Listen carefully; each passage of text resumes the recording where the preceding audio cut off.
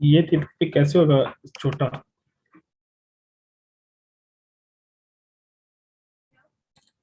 ये छोटा कैसे होगा? इसका लुक यहाँ पे किधर है?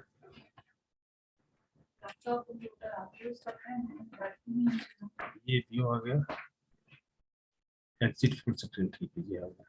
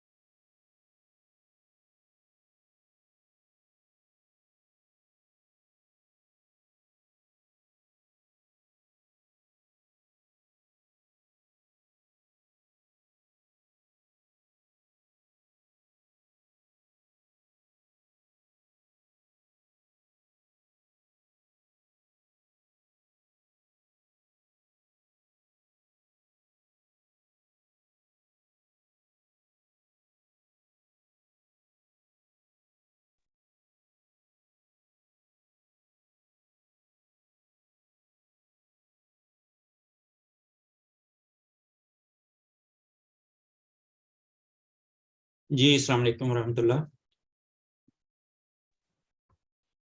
जी वालेकुम सलाम। जो presenters हैं, if they could test their microphone one by one, I'll appreciate. जी मेरी आवाज तो मेरा ख्याल है क्लियर आ रही है। Zishan Bhatti साहब, जी मेरी आवाज जी, आपको okay, क्लियर आ okay, रही है? okay, जी, okay, all right. जी Dr. Taha साहब, जी अस्सलाम वालेकुम। वालेकुम मेरी सलाम। मेरी जी, आवाज आ रही? जी, जज़ाकल्लाह, ठीक है। आमिर मिनहाज साहब, Ji, Assalamu alaikum. Can you hear me, sir? yeah, okay, जज़ाकल्लाह। Jazakallah. Respected local Amir साहब,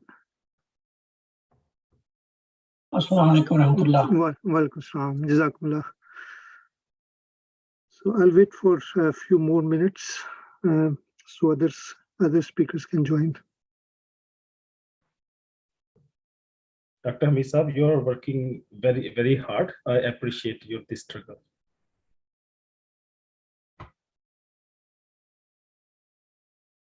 Jazakallah.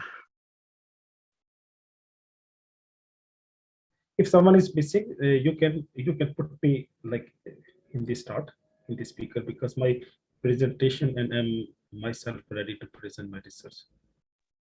Inshallah, I think most of the presenters they will join around 11 Join us. o'clock.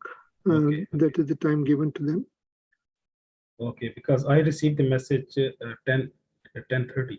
Yes, that was so that we can test the system itself. Oh, that was Pakistani time. No, because we were linking it to the YouTube, and Okay. we did not know how it will function. Okay. Jazakallah.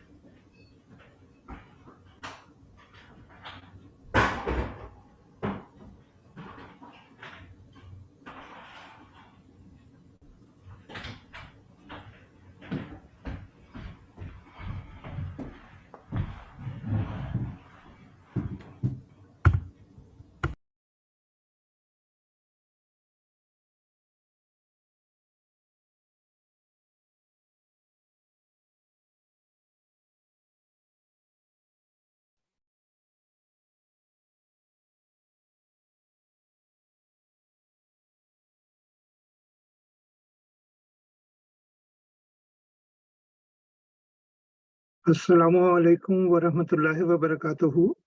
May Allah Ta'ala's peace and blessing be upon you all.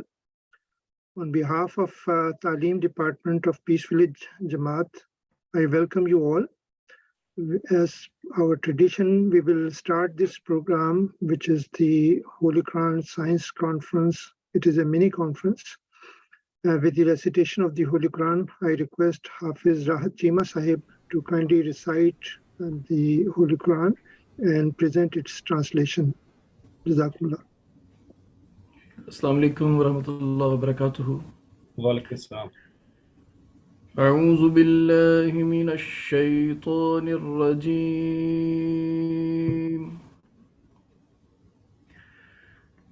بسم الله الرحمن الرحيم.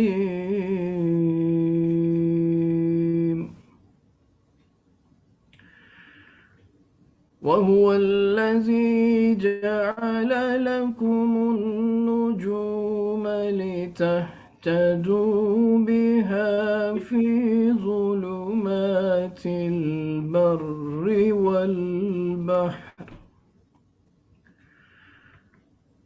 قد فصلنا الآيات لقوم يعلمون.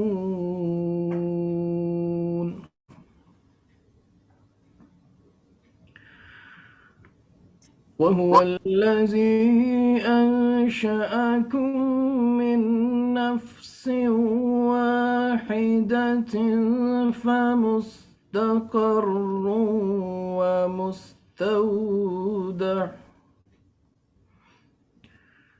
قد فصلنا الآيات لقوم يفقهون.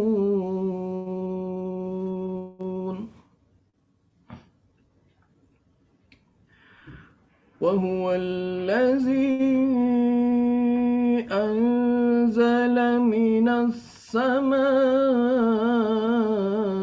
ماء فأخرجنا به نبات كل شيء فأخرجنا منه خضرا نخرج منه حبا متراكبا ومن النخل من طلعها قنوان دانية وجنات من أعناب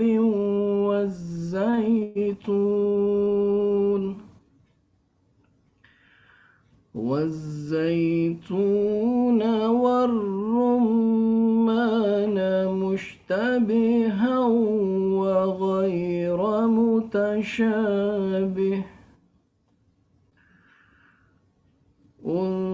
انظروا إلى ثمره إذا أثمر وينعه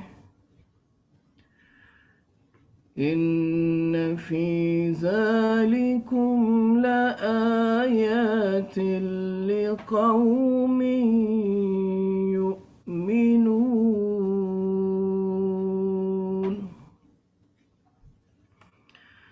I have recited chapter 6 verses 98 to 100. In the name of Allah, the gracious, the merciful. And He it is who has made the stars for you, that you may follow the right direction with their help amid the deep darkness of the land and the sea. We have explained the signs in detail for a people who possess knowledge. And He it is who has produced you from a single person, and there is for you a home and a lodging. We have explained the signs in detail for a people who understand. And it is He who sends down water from the cloud, and we bring forth therewith every kind of growth. Then we bring forth with that green foliage, wherefrom we produce clustered grain, and from the date palm, out of its sheets, come forth bunches hanging low. And we produce therewith gardens of grapes, and the olive, and the pomegranate, similar and dissimilar. Look at the fruit thereof when it bears fruit, and the ripening thereof. Surely in this are signs for a people who believe. Jazakumullah. Jazakumullah khairan jazaa. I will now give you an overview of the program, and then there will be introductory remarks. In this program, there are 6 presentations. First presentation is on climate change impacts, assessments, and mitigation strategies for sustainable agriculture management in the PEI. This will be presented by Dr. Zishan Bhatti Sahib. The second presentation is laser-induced graphitic carbon for energy storage devices. That will be presented by Dr. Amir Minhas Khan Sahib. Next will be COVID-19 warning and lessons of Allah. This will be presented by Dr. Taha Nazir Sahib. Then we will have a keynote presentation. This will be on the topic of slippery surfaces prevent biofouling. This will be presented by Dr. Maria Ahmed Saiba. Then we'll have another presentation. It is on the topic of optimized microelectrodes for in-plane micro supercapacitor. This will be presented by Dr. Waqas Ali Haider Sahib. And the last presentation is on Ajwa dates, a cure for heart ailments. This will be presented by myself. And then we will have a panel discussion and question and answer session. And this will be followed by the closing remarks by respected Chaudhry Azizullah Sahib, President of Ahmadiyya Muslim Jamaat Peace Village. And inshallah ta'ala, we plan to conclude this conference by 1:10 p.m. So now we'll have the introductory remarks by myself. A'udhu billahi minash shaitanir rajim. Bismillahir rahmanir rahim. I seek refuge in Allah against the Satan accursed. In the name of Allah, the gracious, the ever merciful. A distinguished guest, respected local Amir Sahib, Ahmadiyya Muslim Jamaat Peace Village, esteemed presenters, brothers and sisters, Assalamu alaikum wa rahmatullahi wa barakatuhu. Peace and blessing of Allah be upon you all. It is my distinguished honor to speak about this subject, which is very dear to my heart, that is the Holy Quran and science. The idea of this platform emerged in a casual discussion in 2013. The first conference was thus organized in Canada in 2014 at Thai Hall by the National Talim Office. Alhamdulillah, we are now in its 9th year by the grace of Allah Ta'ala, with one important distinction, that this conference is organized by the Talim Department of the Peace Village Jamaat as a mini conference on a rather short notice. This conference aims to draw the attention of seekers after knowledge to ponder over the message of the Holy Quran that keep inviting again and again to reflect and acquire all knowledge from this holy book. This conference presents only a flavor of treasures in the Holy Quran by various speakers who have diverse educational and scientific background. They work in a very domains with one common goal: to find the hidden treasures in the Holy Quran. The conference presentations cover a broad spectrum of science, from agriculture to physics, chemistry to biology, and history to medicine. The Holy Quran, the Holy Book of Muslims, is the most read book in the world today.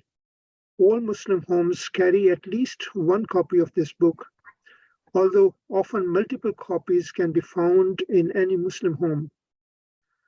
Just having a copy or multiple copies in a home is meaningless until and unless one reads it and understands the meaning of it.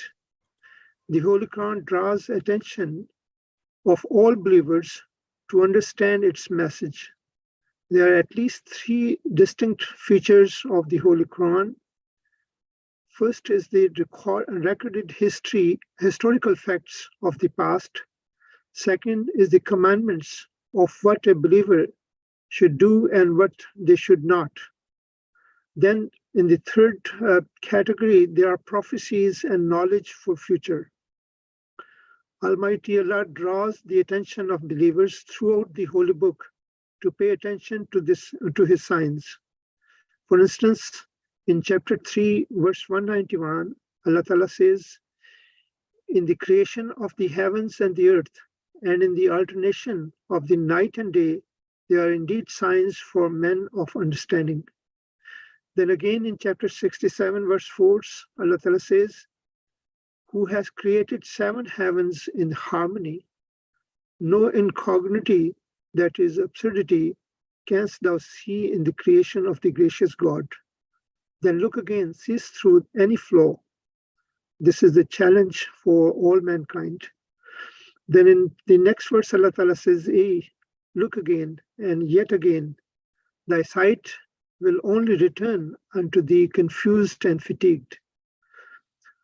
Then another reference which I found interesting is chapter 30, verse 24, where Allah Ta'ala says, "And among his signs is your sleep by the night and day, and your seeking of his bounty. In that surely are signs for a people who hear."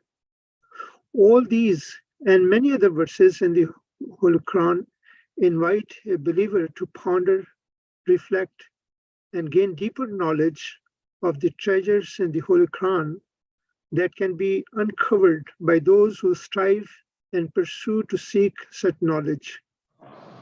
In the early history of Islam, Muslim scholars took guidance from the Holy Quran and were able to open many secrets that left a deep impact in the scientific progress.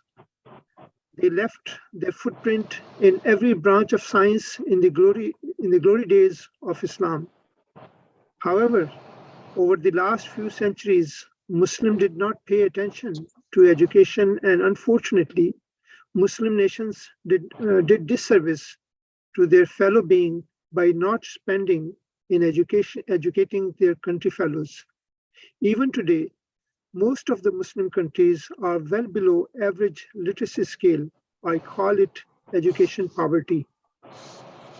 In order to regain the glory of Islam, all Muslim nations need to pay special attention on education. Hazrat Masih Maud Islam, the promised Messiah, wrote that in this time period, Allah did not keep the religious matters like a tale or stories. Instead, He made the religion a science, and that is why this period is the period of revealing of the truth, when everything is being manifested in an intellectual way. I am sent to present the stories and beliefs of the Holy Quran in an intellectual way. This was from Malfuzat, volume 3, page 233. Then on another occasion, in his poetry, Hazrat Promised Messiah Islam says, "O my Lord, your book is a whole universe which provides all that is of any necessity at all." Then in his address to the Ahmadiyya Scientist Association, which is the EMRA conference in 2019, Sayyidina Huzur Anwar Ayyadullah mentioned that in his discussion with the Professor Raik, the promised Messiah Islam affirmed that there are no contradictions between science and religion, and that no matter how far science progressed, it would never prove a single letter or word of the Holy Quran or the teaching of Islam to be untrue. Rather, every discovery and every development would serve as additional proof of the truth of the teachings of the Holy Quran and existence of one God. Certainly, the Holy Quran does not shy away from science or discourage its followers from the study.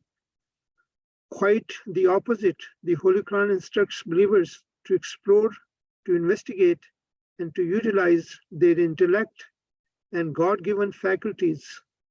Indeed, those who strive to advance human knowledge for the benefit of humanity will reap the rewards of Allah, the Almighty, for their efforts.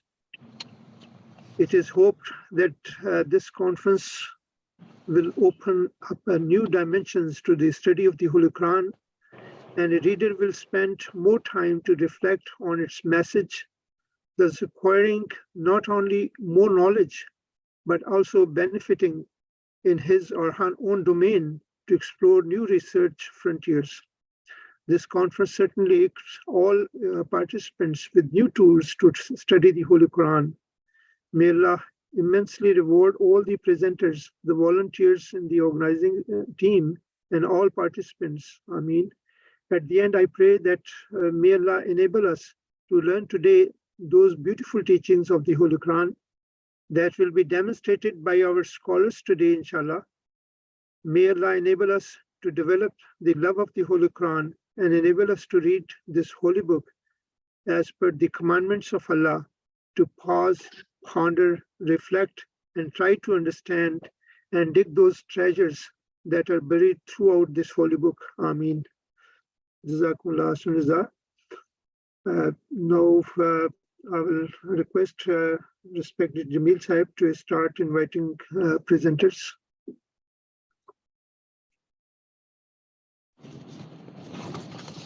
Dr. Sahib, Assalamu alaikum wa rahmatullahi wa barakatuh. Welcome, Assalamu alaikum. Dr. Sahib, if you can kindly excuse me for 30 seconds, I'll be with you. I'm actually driving and I will be just parking in 30 seconds and I'll be with you. Thank you very much. Kindly engage the presenters for 30 seconds. Thank you. Okay.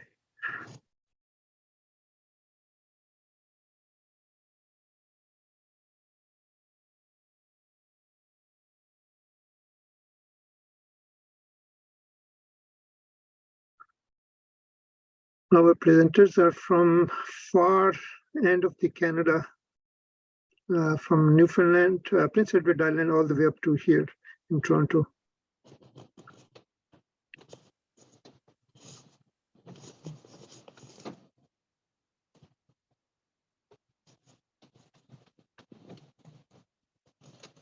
Dr. Sahib, Assalamu alaikum wa rahmatullahi wa barakatuh. Welcome, Assalamu Once again.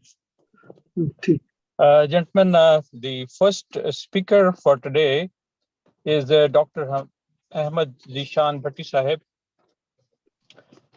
He is a postdoctoral fellow and sessional instructor at University of Prince Edward Island and a professional engineer registered with the Engineers PEI. Previously, he served as a deputy director with the Pakistan Council of Research in Water Resource Islamabad for 14 years. He implemented water resources management projects in different parts of Pakistan and now in Prince Edward Island.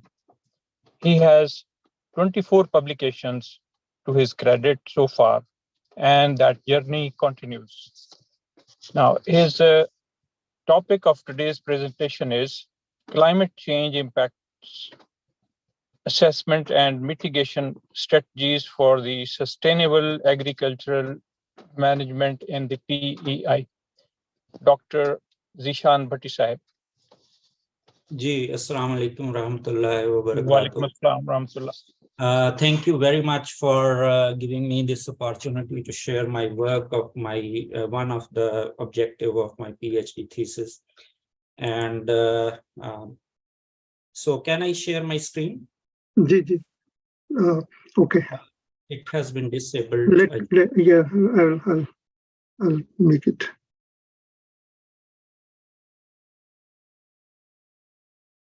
Can you share now? Yes. Okay. Bismillah ar-Rahman ar-Rahim again. As I have been introduced that I recently completed my doctorate at University of Prince Edward Island, And this was one of the objective of my PhD thesis, which I will be presenting here, which is climate change impacts assessment and some mitigation strategies so that we can sustain our rain-fed agriculture here in the Prince Edward Island.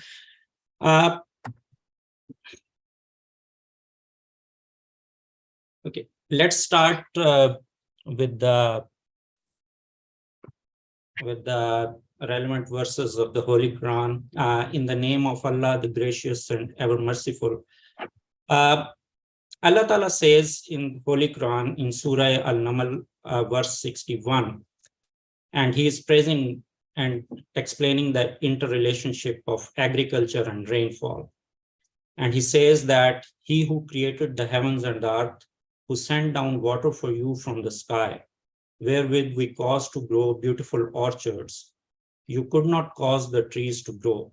And is there a God besides Allah? So when we talk about agriculture, rain-fed agriculture here in Canada, so almost 80% of our agriculture is entirely rain-fed, and a very few irrigation takes place, some parts in prairies area like Alberta and Saskatchewan area. Other than that, whole of Canada is entirely rain-fed. And so that's being, that relationship is being explained at another place in the Holy Quran, where Allah Ta'ala says that it is Allah who sends the wind so that they raise a cloud, and then he spreads it in the sky as he pleases, and places it layer upon layer, and those sees the rain issuing forth from its midst. And when he causes it to fall on whom he pleases of his servants. So this is something very, very important to believe, that rainfall is something which is a blessing and a gift of God. And he makes it to fall over the people on which he pleases of his servants. And then in return, they rejoice and pay thanks to the Almighty God. Now, Hazrat Masih Maud Wasalam also explained this relationship of entire theory of water cycle and agriculture in the world. And in philosophy of the teachings of Islam, he says that water in the earth also depends upon the rain from the heaven. That is why in the rainy season, the level of water in the wells also rises. And similarly, he says, earthly water, which receives sustenance from heavenly water. When the heavenly water is held back, the earthly water also dries up gradually. So although he might have said it in spiritual context, but it is the entire theory of water cycle and agriculture, rain-fed agriculture in the world. And well, is that something that is continuous, unaltered, that you keep on getting the same amount of rainfall over the period of time? Or is it something that can change over time? So Allah Ta'ala says regarding his blessings, this is because Allah, who would never change a favor that he has conferred upon his people until they change their own condition. So this is not something permanent or consistent. Allah can revoke its blessings if its people become unthankful to his blessings. And similarly, Allah Ta'ala says in Surah Ibrahim, verse 28, thou does not see those who changed Allah's favors into ingratitude, and this landed their people into the abode of ruin. And similarly, in Surah Al-Waqi'ah, verse 68 to 70, Allah Ta'ala says, have you observed the water that you drink? Do you bring it down from the rain clouds, or do we? If it were our will, we could have made it salty. And then why are you not thankful? Well, this word salty has been mentioned in the Holy Quran 1400 years ago. And now the scientists are believing that this is a reality. Acid rainfall, acidification of the oceans, and wherever this acid rainfall takes place, it ruins the agriculture somehow, although it has some benefits as well.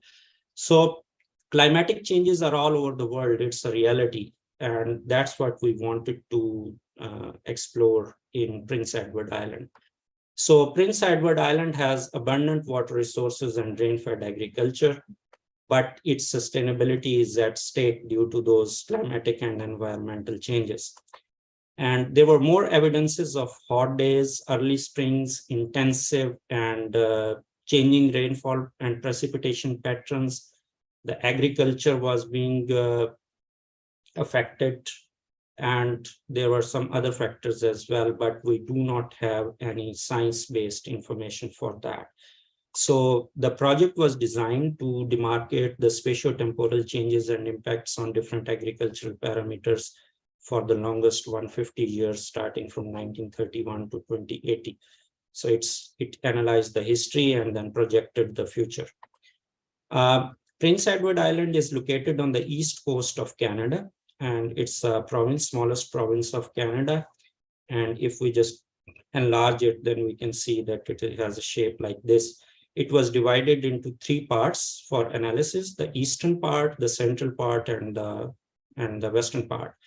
And the weather station data which we used was for the weather station installed at Summerside, Charlottetown, and Elliston. And we modeled a few watersheds which is present between this western zone, the Mill River watershed. This watershed was also in the western part. These 2 watersheds were in central zone, and this small watershed was in the eastern zone. And we did hydrological modeling of these watersheds. And then depending upon the slopes that we had, the soils that we have there, and the land use classes that we have, we developed the hydrological response units. Hydrological response units is a unique combination of slope, its soils, and land use. After this, we also took the data from for different climate normals. Climate normal is a 30-year period. So first climate normal was from 1991 to 2020. The second was 2021 to 2050. And the third one was 2051 to 2080. We used the weather station data, which included minimum and maximum temperature, precipitation, to do the hydrological modeling. And then for the future, you know that there are 3 scenarios which are presented: RCP 2.6, 4.5, and 8.5. Well, 2.6 says that by the end of this century, that is by the year 2100, the temperature of globe would rise by 2.6 degrees Celsius on average. And the second scenario says, though, no, it would increase to 4.5. And the third says, no, it would be 8.5 degrees Celsius. So all these scenarios were projected. We used Penman-Monteith equation for computation of evapotranspiration, then POE curves, and PET to precipitation method. I don't think we need to go into the details of these methods. So these are the results. So during 1991 to 2020, the evapotranspiration, that is the amount of water which evaporates back into the atmosphere, was 2 millimeters per day during the climate normal 1991 to 2020. But in the future, if we consider RCP 4.5 scenario, which is the moderate emission scenario, the potential evapotranspiration would increase to 2.05 millimeters per day. And in the year from the now 2050 to 2080, it would increase to 2.16 millimeters per day. So although it seems small, like 2 to 2.05 and 2.16, but when you multiply it with the land area and the number of days in a year, it becomes huge amount of water which will be transpired back into the atmosphere. This is a combination of rainfall or precipitation. So these black bars, blue bars show the precipitation, and this is the evapotranspiration, potential evapotranspiration. These blue bars are this potential evapotranspiration, and this is precipitation. So as you can see that up till the month of April, And even in the May, up till the month of May, there is a balance. So the amount of water which is coming in the month of May, exactly the same is going out into the atmosphere as potential evapotranspiration. And similarly, this balance is there in the month of September, October, November, and December. Rather, we are in surplus. But these 3 months where the agriculture takes place, the rain-fed agriculture takes place, June, July, and August, we are in deficit. So we are having more water being evapotranspired back into the atmosphere, and the less is coming into the system.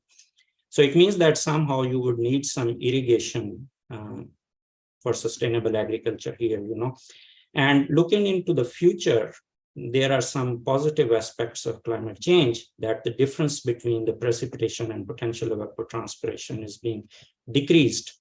This month is almost surplus, this month is almost surplus, and the difference, the deficits have been decreased as well. So, climate change has some positive impacts as well. And potatoes water requirements, during 1991 to 2020, you need to irrigate, you need to give a water of 423 millimeters to it for potential crop, but it would decrease down to 395. That's another positive impact of climate change, that your water requirement of your major crop, which is potatoes, is going down from 423 to 395. And then in the next climate normal, it would be slightly around 400 millimeters. So climate change is offering you some opportunities as well. So this is the difference. So if a normal year comes in, which is this one, so you need some irrigation, but if a wet year comes in, you absolutely don't need any irrigation. So everything would be at its own. But if a dry year comes in, then you would need a substantial amount of irrigation in the month of July, August, and September. And similarly, looking into the future, the differences are small. Means you would need less irrigation into the future as compared to the previous climate normal. So climate change is having something positive with the rain-fed agriculture if we adapt and adopt irrigation as a strategy. This is the requirement for irrigation. For dry years, you needed 261 millimeter. For a normal year, it was 85. Almost no irrigation in wet years. Looking into the future, this 85 would reduce down to 75. Again, climate change is helping you to reduce your water requirements, and similarly 59. If we go for irrigation, do we have water for that one? So the only source of water for Prince Edward Island is groundwater. Very recently, the government has allowed the farmers to install the pumps and pump out water for irrigation. And the scenario is somewhat promising. So you have water. So this is this is the supplemental irrigation requirements, these one. And these bars are the availability.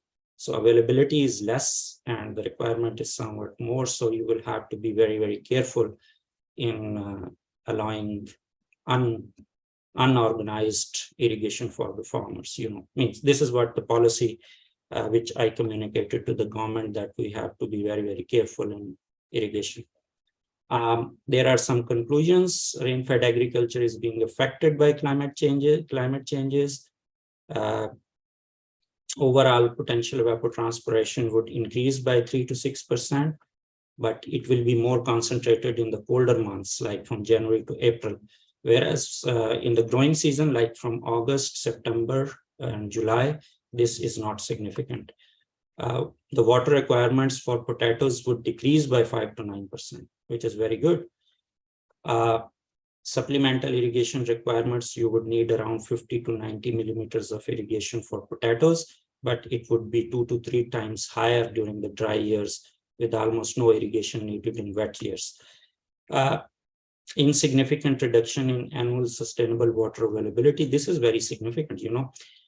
The climate change is taking more water out of the system, due to which the sustainable water availability would go down 3 to 17% on a yearly basis.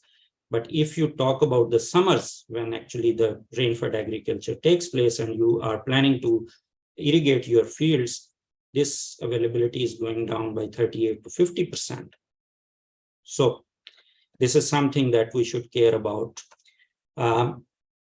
The sustainable water availability is sufficient to fulfill the supplemental irrigation requirements, not everywhere, but at most of the parts. Sprinkler irrigation, if we extend sprinkler irrigation, it has some challenges on economic and technical grounds. And there are some recommendations. We need policy adaptation, provision of irrigation water permits only in non-stressed watersheds, not everywhere. We should fix pumping quotas so that every farmer cannot pump more than a certain quantity of water in a year or in a season. Water meters be installed on all household water supplies so that you can monitor and reduce the wastage. Intermittent operational strategies for sensitive wells. So if you keep on operating the well for continuous 12 hours, you are depleting the aquifer. But if you operate it for 6 hours, then you give a rest for 6 hours and then again operate it for 6 hours, then it wouldn't have too much effect on the aquifer and aquatic life. Extension of stream flow and groundwater monitoring networks to all watersheds of PEI. Continuous review and update of water policy. Means it is not something that you make a policy and you do not change over time. Keep on monitoring, keep on pondering, keep on reviewing, and keep on updating your water policy. And more research on the benefits of climate change on agriculture, and more integrated hydrological assessments extending to all watersheds of Prince Edward Island. Thank you very much for your patience. I know that it was not your field, so it is sometimes very difficult to understand, but means this is what I had to present today. If you have any questions, I will be happy to answer that. Jazakallah, Zishan sir. It was excellent presentation. At least I understood a lot of it today in different ways.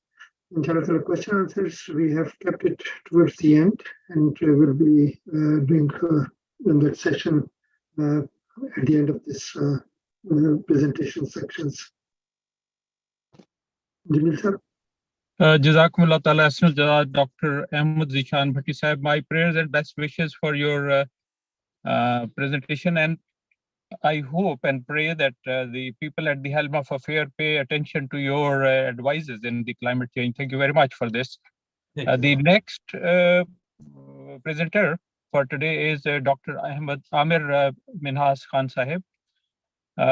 He obtained his master's and MPhil in physics from Quaid-e-Azam University, Islamabad, Pakistan. He then pursued his PhD in material physics and chemistry with the research in electrochemical energy storage devices from Wuhan University of Technology, China.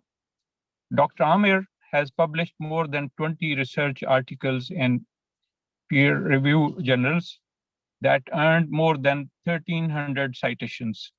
His accomplishments include he was awarded Outstanding Research Article Award, Outstanding CSC Research Scholar, listed in top 20 young physicists of Pakistan, and he served as a lecturer and assistant professor in University of and currently working as a research associate at York University, Toronto. The topic of his presentation today is the laser-induced graphitic carbon for energy storage devices. Dr. Amir Minhas Khan Sahib. Assalamu alaikum warahmatullah. Wa alaikum assalam warahmatullah. Jazakallah for kind introduction. Thank you very much. So can you see my screen? Yes. Jazakallah. So as you know, the topic of my research is actually a laser-induced graphitic carbon for energy storage devices. So I'm working as a research associate at York University, Toronto. In Qur'an, Allah says in Surah Fatir, verse 2. Alhamdulillah, A'udhu billahi minash shaitanir rajim, Bismillahir Rahmanir Rahim. Alhamdulillah, Fataris samawati wal arz, Ja'ilil malaikati rusulan oli ajnihatin masna wa sulasa wa ruba yazidu fil khalqi ma yasha. Inna Allaha ala kulli shay'in qadir. All praise belongs to Allah, the maker of the heavens and the earth, who employs the angel as messengers, having wings 2, 3, and 4. He adds to his creation whatever he pleases, for Allah has power over all things. So, referring to this verse, Khalifa Rabi Rahimullah actually explained that the wings doesn't mean the real wings, and it means the valency of the elements that we have in our world. We have around more than 118 elements, and this element discovery is under process as well. We might get next day a new element. So I will skip these things. So today I will talk about the carbon having 4 valencies. So you can see having bonding between different carbon, we get different hybridizations, and we see a aromatic ring of carbon, that is graphatic ring or graphene. So today I'm going to talk more about the graphene. So graphene actually is a very important part of our life. It's very user-friendly, it's non-toxic, and it's been used in many applications: gas sensors, biosensors, drug delivery, strain sensors, artificial throats, micro supercapacitor energy storage devices, micro batteries, and large-scale batteries. So today I'm going to talk about the graphene. One of the graphene challenge that we have is there is actually 2 ways to create the graphene and to make use of that graphene for making the device. One is top bottom, and the second is bottom up methods. So what these methods are actually. So the first method is you create a graphene from the graphite material by chemical wetting techniques, and then you pattern it. It's of course multi-step process, time taking, and toxic chemicals are involved. And in the other process, you make use of expensive chemical vapor deposition technique or some other techniques on a substrate, a layer of graphene, and then you pattern it at a very tiny scale. It's again very expensive and time taking. A lot of steps are involved in there. So recently, another very user-friendly technique has been introduced, and a lot of research is going on. So my research is today, I will talk about this technique. It's laser-induced graphene or laser engraving graphene technique. So it's a very simple technique. Make use of a laser on a polymer. So that polymer absorbs the heat created by this laser interaction with the polymer and converts the polymer into carbon, and then from carbon to graphene, and graphene to graphite, and different morphologies we can obtain. This is a very simple mechanism, but the benefit of this method is we can create whatever the pattern you want, and make use of tiny small dot of the laser. You can narrow down your laser patterning, and also you can create whatever the patterns you want. So this is a benefit over the previous method. So a lot of work is going on. Again, it's have a lot of applications in sensing, in energy storage, and there are many, you name it. So, but today I will focus only on the energy storage purpose of that. So I have seen that the laser pulses, when it hit over the surface of a polymer, rather than some other methods to involve to create any kind of graphitic material, I make use of that laser settings and see different morphologies and different types of the graphene I have seen in them. So today I will talk about this laser setting. What is so the one pulse to the other pulse, the spacing between them, number one, and the speed with which this here you can see this laser carrier actually. I'm sorry for that. So this laser carrier, the speed with which it moves, it also play an important role, that what I have discovered. And the power, laser power, of course, these 2 or 3 parameters are very important. And different techniques are also involved here, like make use of different polymers, and now people are using even wood or different other that can be burned. So make use of that. Different morphologies are being discovered. But make use of that laser setting to change. I have seen different types of graphitic material. At the bottom, you can see it's a kind of very pillar, but bottom here you can see a fibrous graphene. And another laser setting I have discovered recently, that which is under process of publication, is defocusing. By defocusing, we can observe graphite material instead of graphene, and porous graphite material I have seen. And another aspect that we can conclude with it is the sheet resistance, because here you see we at the end of the laser engraving, we got some sheet of graphene over the polymer. So make use of that as the morphology changes from one to the second, its sheet resistance also changes as well. So make use of that. We can sense what kind of morphology is there. So this article I recently published last year, in which I have seen that make use of a certain setting, we can obtain very low sheet resistance of 5 ohm per square. And another thing is multiple lasing, 2-time lasing, 3-time lasing also play an important role of reducing the sheet resistance. I will skip this one because it's again the sheet resistance. This is a simulation that I have made use of the simulation to elaborate some of the more deep into different effects, how the heat or temperature actually changes when it hits the tiny small spot of the polymer.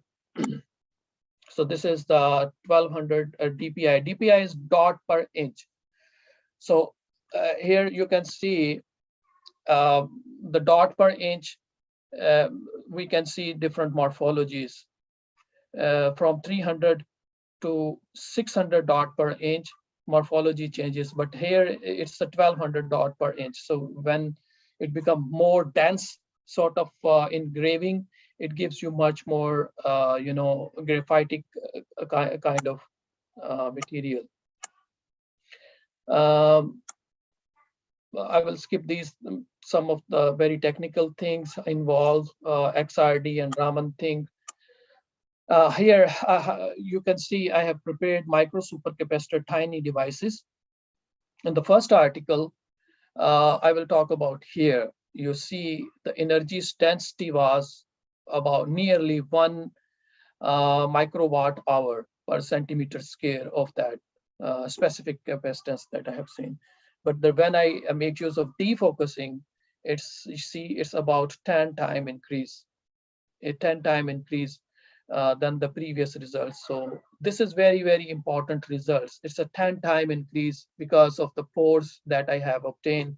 Make use of the defocusing. This research article is under process, but this is a very unique discovery I have obtained recently, and I'm working on it because it is giving me a very 10-time increased capacitance that can be used commercially. Of course, this porous graphite material have a lot of applications in the batteries. This graphite material, porous graphite material, is required to sustain your lithium ions in it without short circuiting the lithium ion battery. And in the fuel cell, it is required sort of porous graphite material to at the cathode to transfer electricity. So this is a very crucial thing that I have obtained, make use of just simple laser setting to change and obtain porous graphite material. So I try with this on solid electrolyte of to obtain very simple a rectangle, a square of the laser induced graphitic carbon coated with the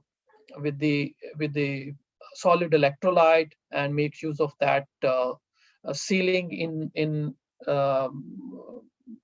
glove box. And then I make use of different solid electrolytes, and I have obtained very high ionic conductivity of this solid electrolyte. I couldn't completed this this research work, but it's a very important discovery as well.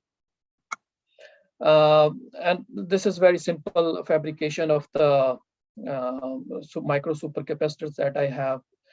Make use of this a 1 millimeter wide, about 0.5 centimeter long laser induced graphitic carbon, 8 different fringes, and then make use of polyimide tape to cover it, and then put the solid gel electrolyte in it here, and then connected with the sides with the silver paste to make so this is very simple design of micro supercapacitor.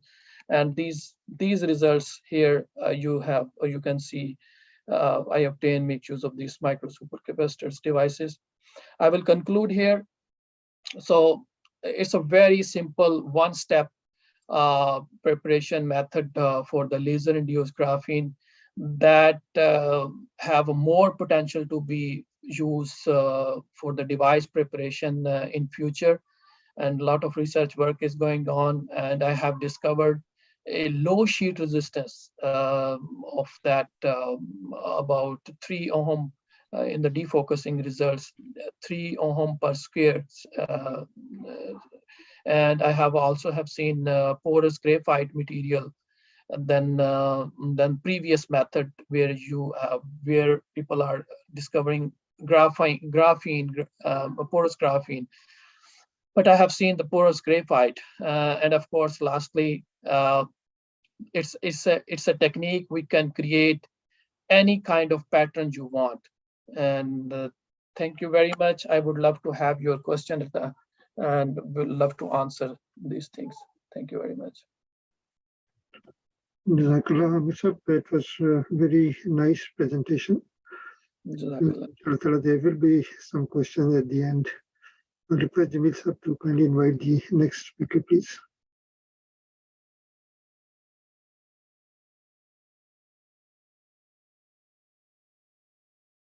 Jamil sir, you need to unmute. Assalamu alaikum warahmatullahi wabarakatuh. Can you hear me, Dr. Sahab? Yes, we can hear. Okay. Jazakumullah ta'ala ahsan jaza, Dr. Amir Manaz Sahib. The next presenter today is Dr. Taha Nazir Sahib, and he was awarded the degree of PhD in microbiology by Quaid-e-Azam University, Islamabad. This award was received after successful completion of his research work entitled Prevalence, Characterization, and Clinical Evaluation of Indigenous Microbacterium tuberculosis in 2010. Dr. Nazir received the degree of MPhil Pharmacology from Agriculture University, Faisalabad, and B Pharmacy from University of Punjab, Lahore, Pakistan.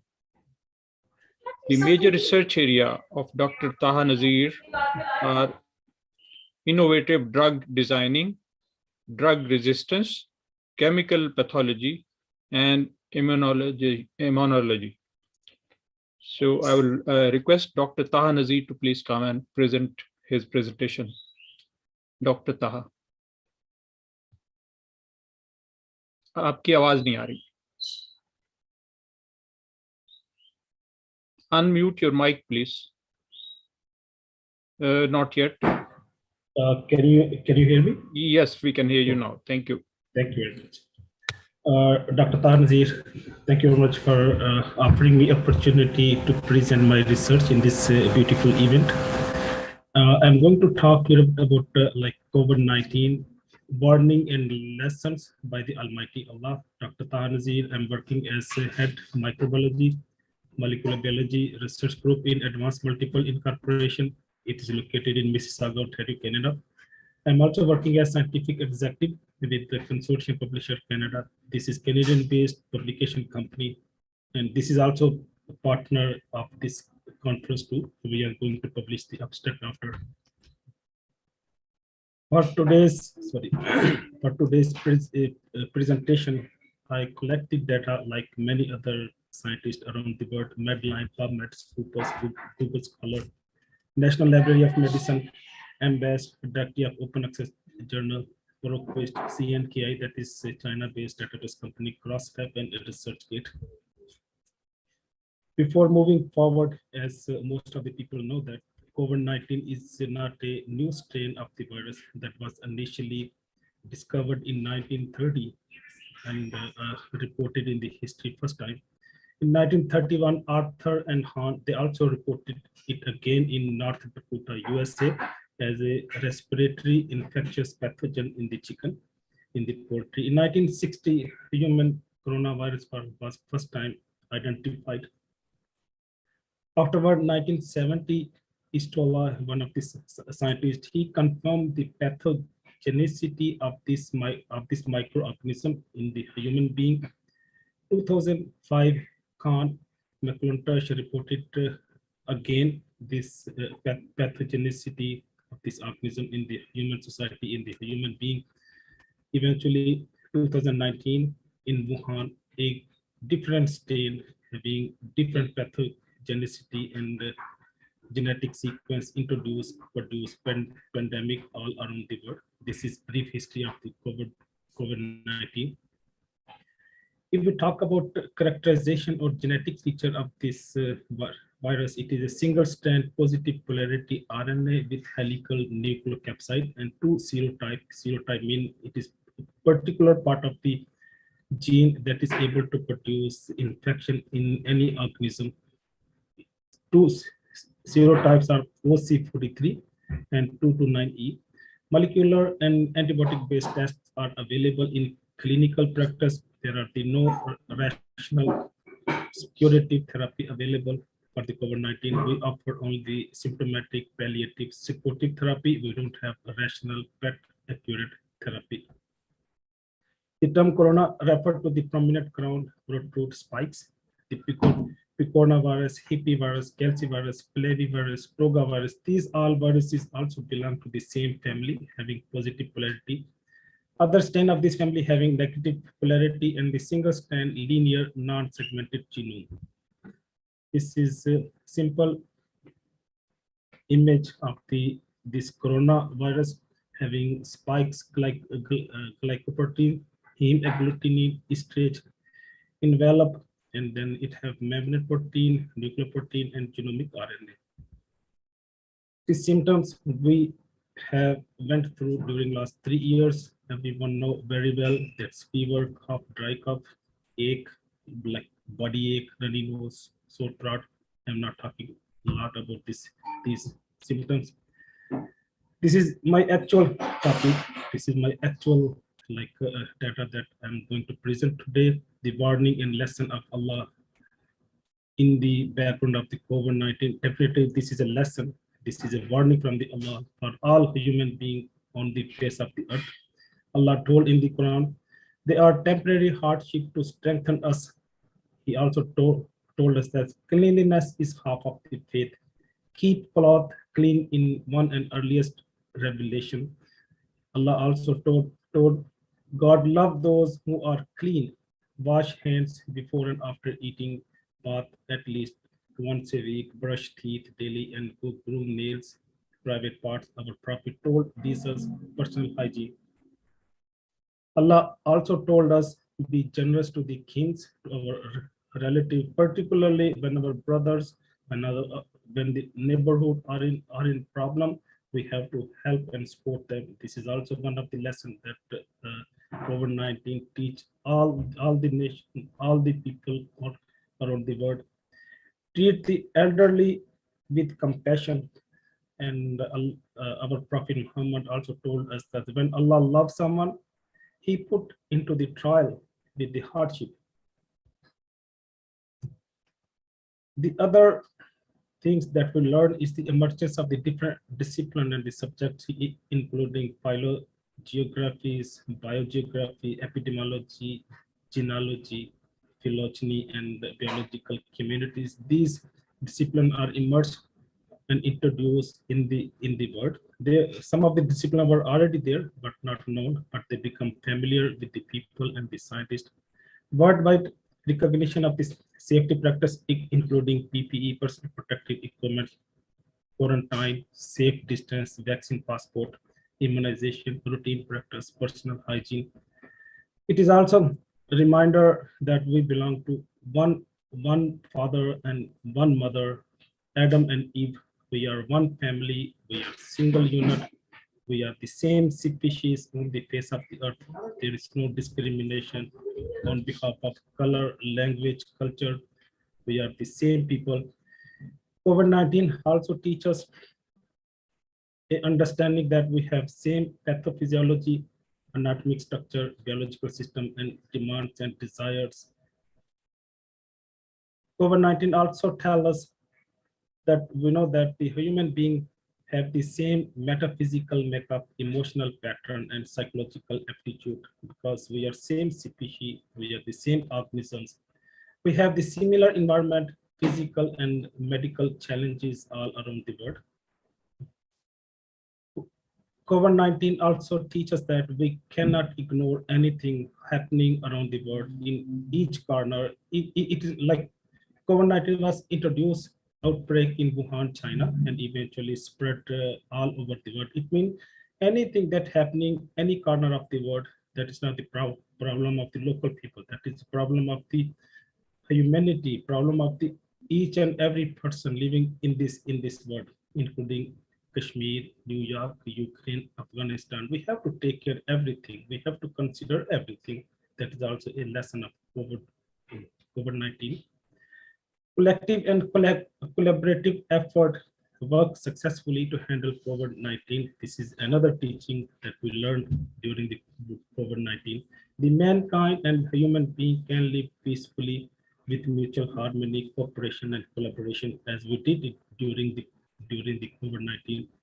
Global response and worldwide effort can work to deal with the disasters, the pathogens, disaster, disease, and problems created by the Allah, and give us reason to strengthen our connection with our creators, with our God. 5 daily prayers help to maintain the physical, emotional, and spiritual connection with the Allah, along with the cleanliness of the body and spirit. Of our Prophet, our Holy Prophet also teach us the protocols and etiquettes regarding like covering the face when sneezing and coughing, that will minimize the spread of the airborne bacteria and viruses. Our Holy Prophet also recommend us to not travel or leave the area where there is outbreak of any particular disease. This technique also adopted by the WHO and CDC, Center of Disease Control and Prevention, during the COVID outbreak. The widespread systematic data collected in real time is happening first time in history during COVID-19. The epidemiological studies conducted in real time, local and globally first time. These studies also be spread, that also be published in real time in different medias like in CNN, BBC. The medicine, computer science, engineering, the government authorities worldwide, they did best during COVID-19 with the harmony during these 3 years. The vaccine also developed and trial launched successfully in shortest possible time in human history. All different from pharmaceutical companies and the scientists, the workers, they did wonderful job. And it is the first time happening in the human history, like a safest vaccine is launched in shortest possible time. In conclusion, the outbreak of COVID-19 is great warning for the mankind that also taught us so many important lessons.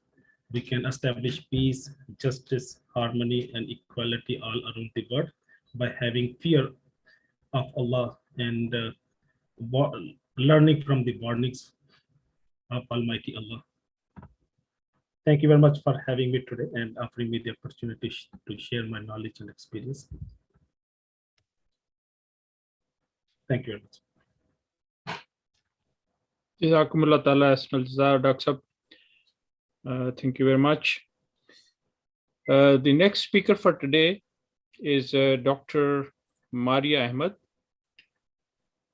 Dr. Maria is an associate professor at the University of Prince Edward Island in Department of Chemistry and Faculty of Sustainable Design Engineering. She is an associate member of Beatrice Hunter Cancer Research Institute. She also worked as a postdoctoral fellow in Chemical Engineering Department at California Institute of Technology. She is regular presenter at Holy Qur'an and Science Conference. The topic for her presentation today is slippery surface prevent biofouling. I will request Dr. Maria to please come on the mic. Assalamu alaikum warahmatullah. Can you guys hear me? Yeah, yes, we can hear you. Perfect, thank you. So thank you for the kind introduction. The topic of my talk today is slippery surfaces prevent biofouling. And I'll briefly share my talk today, my work today with this conference. So, okay, the screen is not moving. Give me 1 second, please. All right. Can you still see my screen? Yes, we can see it. We can see it. The topic of biofouling. Let's start with brief introduction. What is biofouling? Since it's a word that not everybody is probably familiar with. In simple words, biofouling is attachment of any living thing on a surface. Most specifically, the term biofouling is given when small microbes such as bacteria and viruses attach to a surface. But this is not just a health-related problem. What you're seeing on the right side here is a ship hull that's immersed in water. And you're seeing the top side is clean, but the part that's immersed in water is fouled with a lot of living things, including plants, dust, bacteria, fungus, algae, and so on. Biofouling is a major problem in health sector. We just looked at a presentation on COVID-19, a recent pandemic. Many hospital-acquired infections are due to biofouling. Drug resistance, that is, now we know that many antibiotics don't work anymore for simple diseases such as sore throat. That's another result of biofouling. And of course, the marine equipment such as ships, they suffer a lot due to biofouling, hence causing enormous amount of money and also tedious procedures to remove those biofouling surfaces.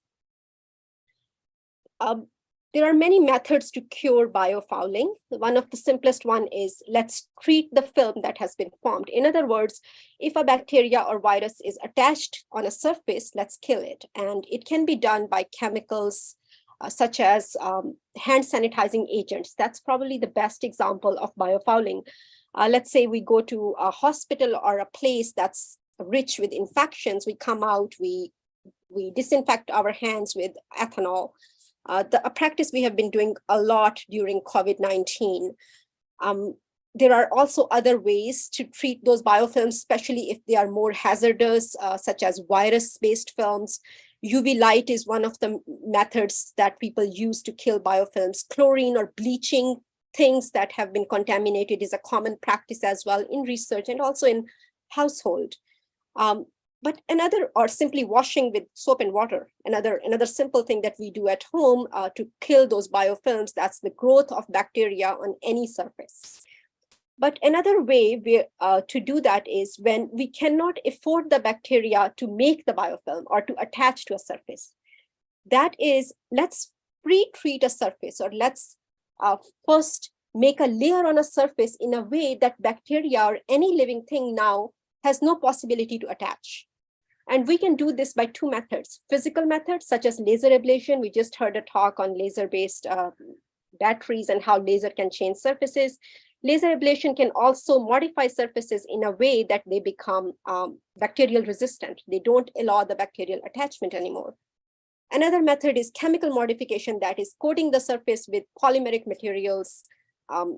Overall, the result of both strategies is the surfaces produced are slippery. The slippery in a sense that they don't provide enough friction for any living thing to attach. Now, let's look at the context of Holy Quran, how the slippery surfaces have been explained. This is a verse 41 from chapter 18, Auzu billahi minash shaitanir rajim. فَأَسَى رَبِّي أَنْ يُؤْتِيَنِي خَيْرًا مِنْ جَنَّتِكَ وَيُرْسِلَ عَلَيْهَا حُسْبَانًا مِنَ السَّمَاءِ فَتُصْبِحَ سَعِيدًا زَلَقًا. In the context of this verse, there is a dialogue between two men who are both given a garden, and the garden is full of different fruits and different types of crops. One of them boasts about the garden and says that my garden is better than yours and I will have more profit out of it. And at that, the other person says that perhaps my Lord will give me something better than thy garden and will send on it, thy garden, a thunderbolt from heaven that it will become a bare, slippery ground. That was very interesting for me to read this verse. If I look at the commentary, it's a comparison of two religions, that's Christianity and Islam, and how Christianity over time vanished due to the means by God, where Islam continued to flourish. But this verse of slippery, bare ground, and there are other translations from other people that says sometimes slippery, barren ground, that really caught my attention. And I've done a lot of, in last few days since this conference was announced, I looked at a lot of different translations and different ways how a thunderbolt or lightning can make a surface slippery. And interestingly, I found a lot of things, but nothing that makes it slippery other than one paper that's right here on this, this reference, where moon surface is hit by a thunderbolt and it melts the surface, hence making it somewhat slippery. In another verse, that's chapter 2, verse 265, I will read the translation. O ye who believe, render not vain your alms by taunt and injury, like him who spent his wealth to be seen of men, and he believes not in Allah and the last day. His case is like the case of a smooth rock covered with earth, on which heavy rain falls, leaving it bare, smooth, and hard. Another context of bare and smooth surface, and if I look at the commentary, the concluding portion of the verse likens a disbeliever to a smooth rock which is not fit for producing crops. I am not from the field of agriculture, but the general knowledge is when there is a lot of erosion, the rocks become smooth and slippery, and they do not promote the growth of crops, mainly due to the leaching of nutrients. Although there is very minimal or no literature on how the surface or the topology of rock or the topology of earth affects the growth of a crop or attachment of any materials. But then if we look around in the nature, slippery surfaces are very common. There are 3 types of slippery surfaces. One is super hydrophobic. Example is lotus leaf, where water does not interact with the surface. When it drops on the surface, it stays as a spherical shape, which is not a regular practice. For example, when a drop of water comes and touches on a bench or on a sink, it spreads out because the surface is not slippery. It's a normal surface.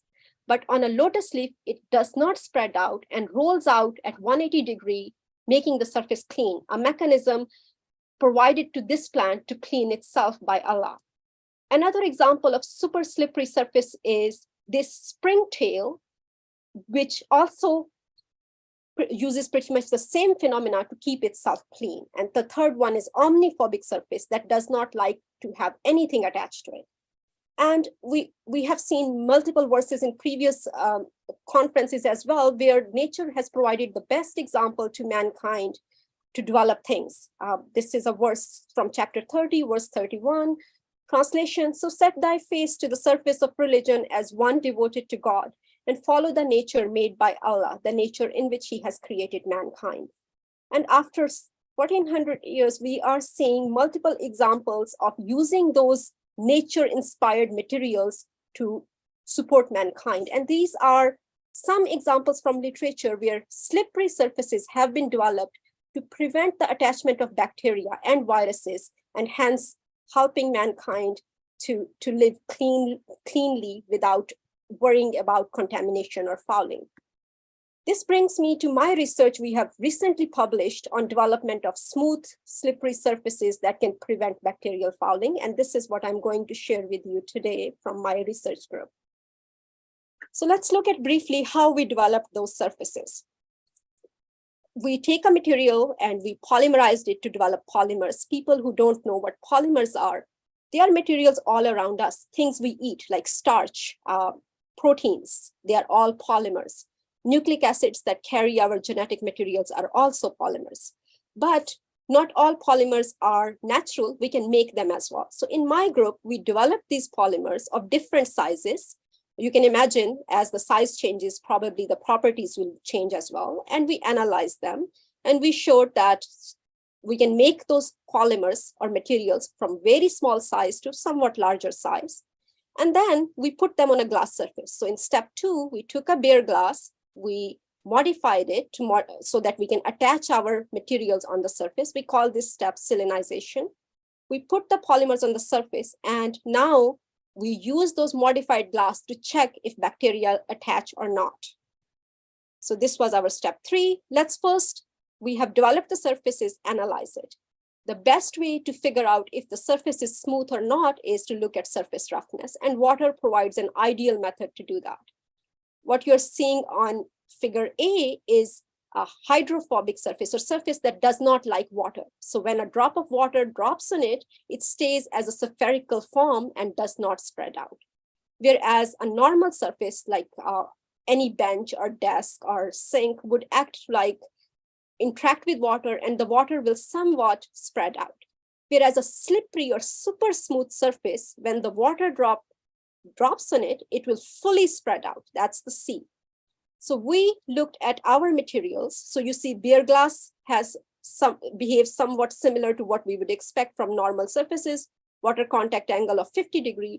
But once we modified those with our materials, we could decrease the water angle up to 20 degrees, telling us we have somewhat smooth surface. And of course, more and more material we put on the glass, the more and more smoothness or better smooth surface we got. Another method to detect the smoothness of surface is what we call atomic force microscopy. And the take-home message is right here. Bare glass is pretty rough, about 4 micron. But as we put more and more material on our surface, it becomes more and more smooth. So we successfully developed smooth surfaces. Now, let's see how bacteria behaves on that. What you're seeing here at the top are green specks. These green specks are bacteria. On a bare glass, you're probably seeing a lot of those. Whereas once we put our materials on the surface, you see the slide is dark, telling us there is no bacteria attached on the surface.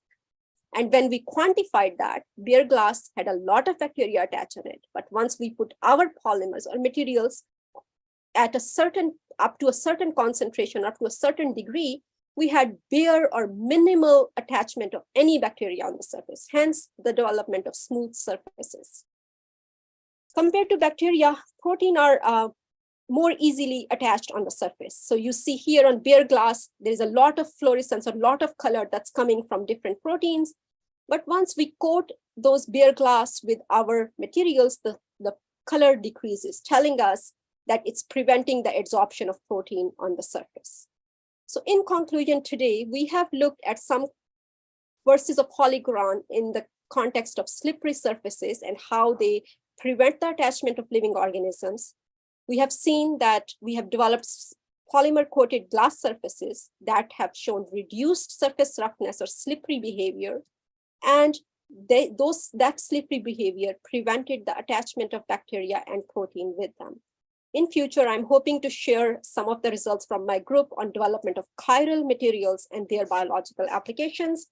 Jazakallah for giving me this opportunity to share my work with you, and I'm looking forward to any questions you have. Jazakallah.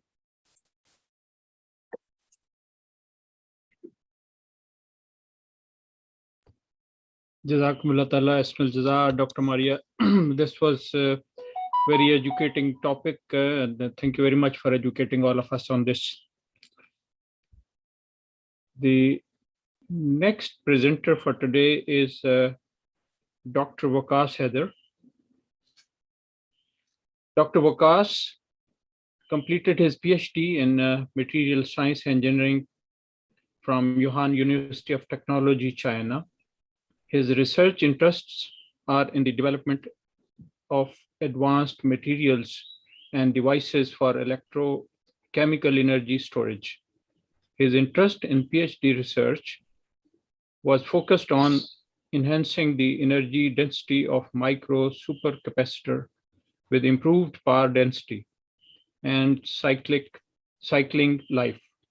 His prior degree in MPhil in applied physics from Federal University, Urdu University, Islamabad, with research on fuel cell, and has a teaching experience in High Tech College, Texas, and Nusrat Jahan Boys College, Rabwa, Pakistan.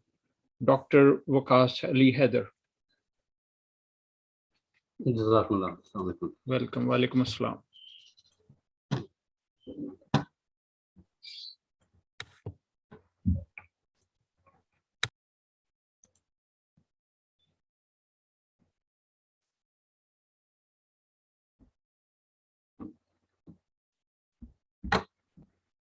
And can you see my presentation?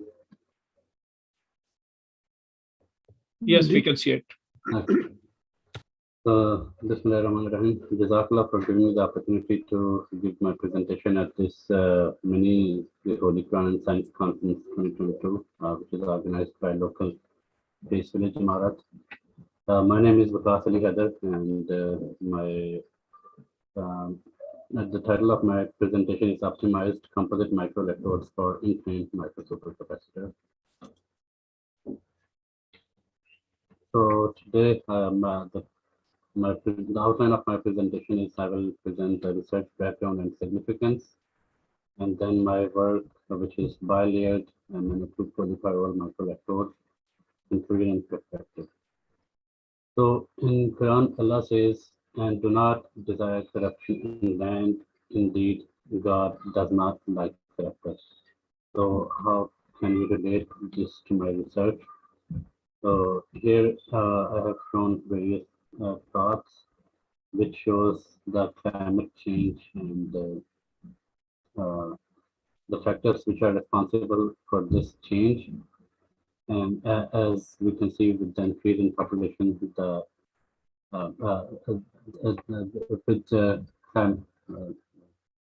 global warming, we can see that there is average increase of 0.8 or 0.9 degrees in the temperature of world. So the factors which are responsible include the burning of fossil fuels. So for this, we have main gas, which is carbon dioxide, which originates from the combustion of fossil fuel like oil and coal and natural gas. So we see with increasing with time, the energy demands are increasing. So we need some adequate solutions.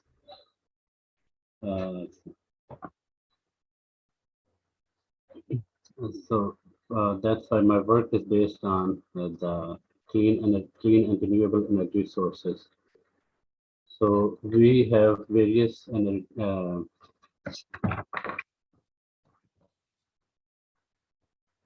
We have various energy sources, but these are the only energy harvesting sources. But then we need some storage technologies for and proper management for proper use of these energies. So batteries, these are the main storage devices used right now. Lithium-ion batteries have been widely used in consumer electronics due to their high energy density and portability.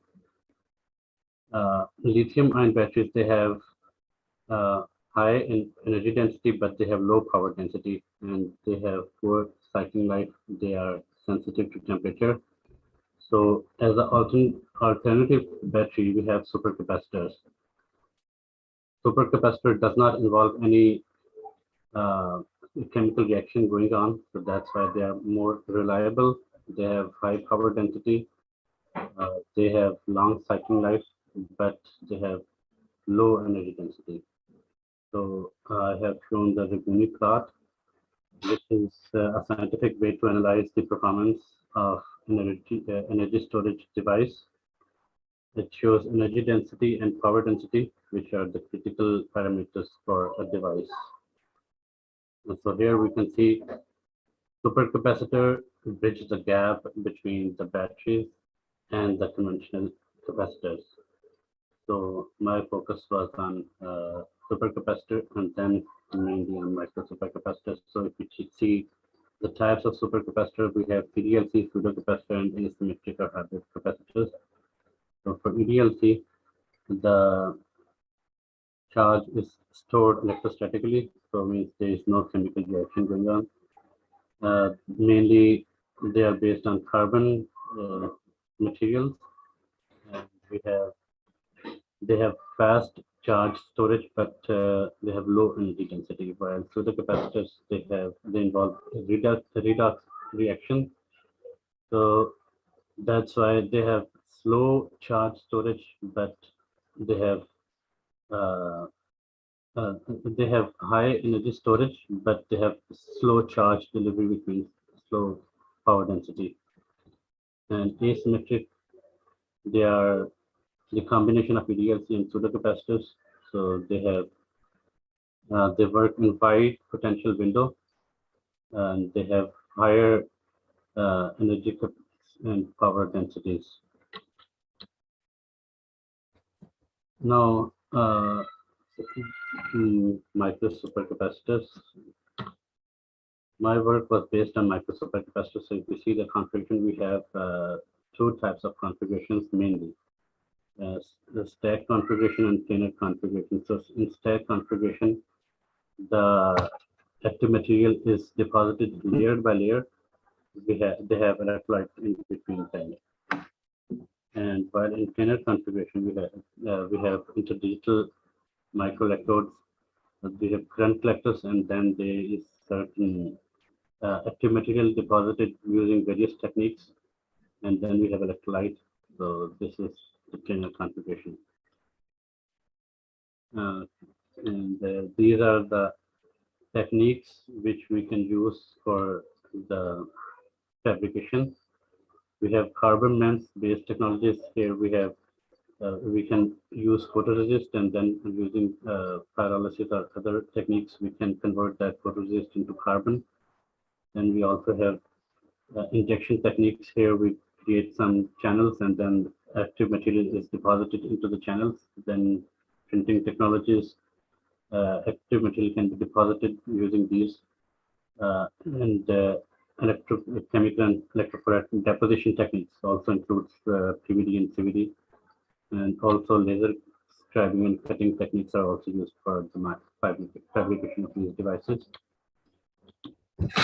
So my work, in my work, we have fabricated a micro supercapacitor based on my MnO2 and PQI. These were the active material. Here I took a substrate. The photoresist was deposited on the substrate, and then using photolithography, the channels were created into that photoresist. In those channels, gold was deposited using PVD technique, And on here, gold will work as the current collector, and then on those current collectors, using electrodeposition technique, the active material CPY, polypyrrole, was deposited, and then another layer of active material MnO2 was deposited on CPY. So here, as MnO2 has poor conductivity, so PPY was used to increase the conductivity of MnO2, while MnO2 provides its own charge storage benefits, including the redox reaction as well. The electrolyte used in this process was PBA LiClO4. So this was the fabrication of the device, and so first material was synthesized, and then that was characterized using various techniques. After that, the fabrication process came. So for material, we have here, I have shown the SEM images of the electrodes. SEM images, the first two images shows the PPY deposited onto the gold channels. So here, and in next we can see the MnO2 particles, which were deposited after the deposition of MnO2, PPY, and the particle size of SEM of MnO2 was ranging between 500 to nanometer to 1 micrometers.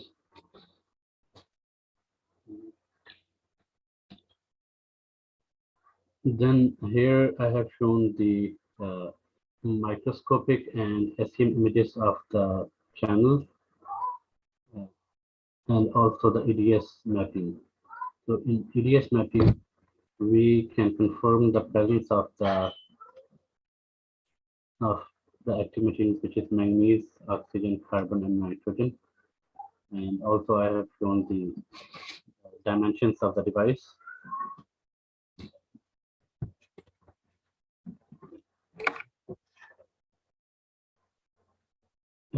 Then the crystal structure was also characterized using various other techniques, including XRD, Raman, and FTIR.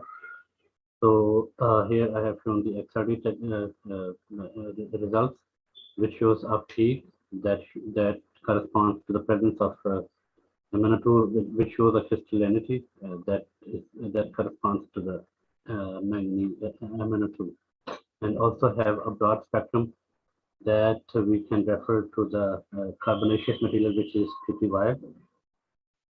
We also have Raman spectra for both, and the figure shows the Raman spectrum of PPY, and the other one is MnO2 and PPY. These also corresponds to the standard peaks of the active material, and also then I have shown the FTIR image, which is also in correspondence to, which is only for PPY, and the peaks are in correspondence to the standard peaks of PPY. After the fabrication of the device, the performance was tested electrochemically using CV technique and discharge techniques. And the electrolyte which was used was LiClO4 PVA gel electrolyte. Here I have shown the CV curves at various scan rates, and the quasi-rectangular CV curves shows the successive redox reaction that comes from MnO2, and the larger enclosed area and the higher response current density represent the charge storage and excellent pseudocapacitive behavior due to synergistic effect of MnO2 and PPY. And here PPY plays the important role in the utilization of active material for redox and reaction and electron transfer. We also have shown the GCD curves. it is shown that the relatively symmetric charge-discharge curve indicating high reversibility with the characteristic of a reversible redox reaction. So here we have a small voltage drop of 0.29 volt that shows that the conductivity of device is improved.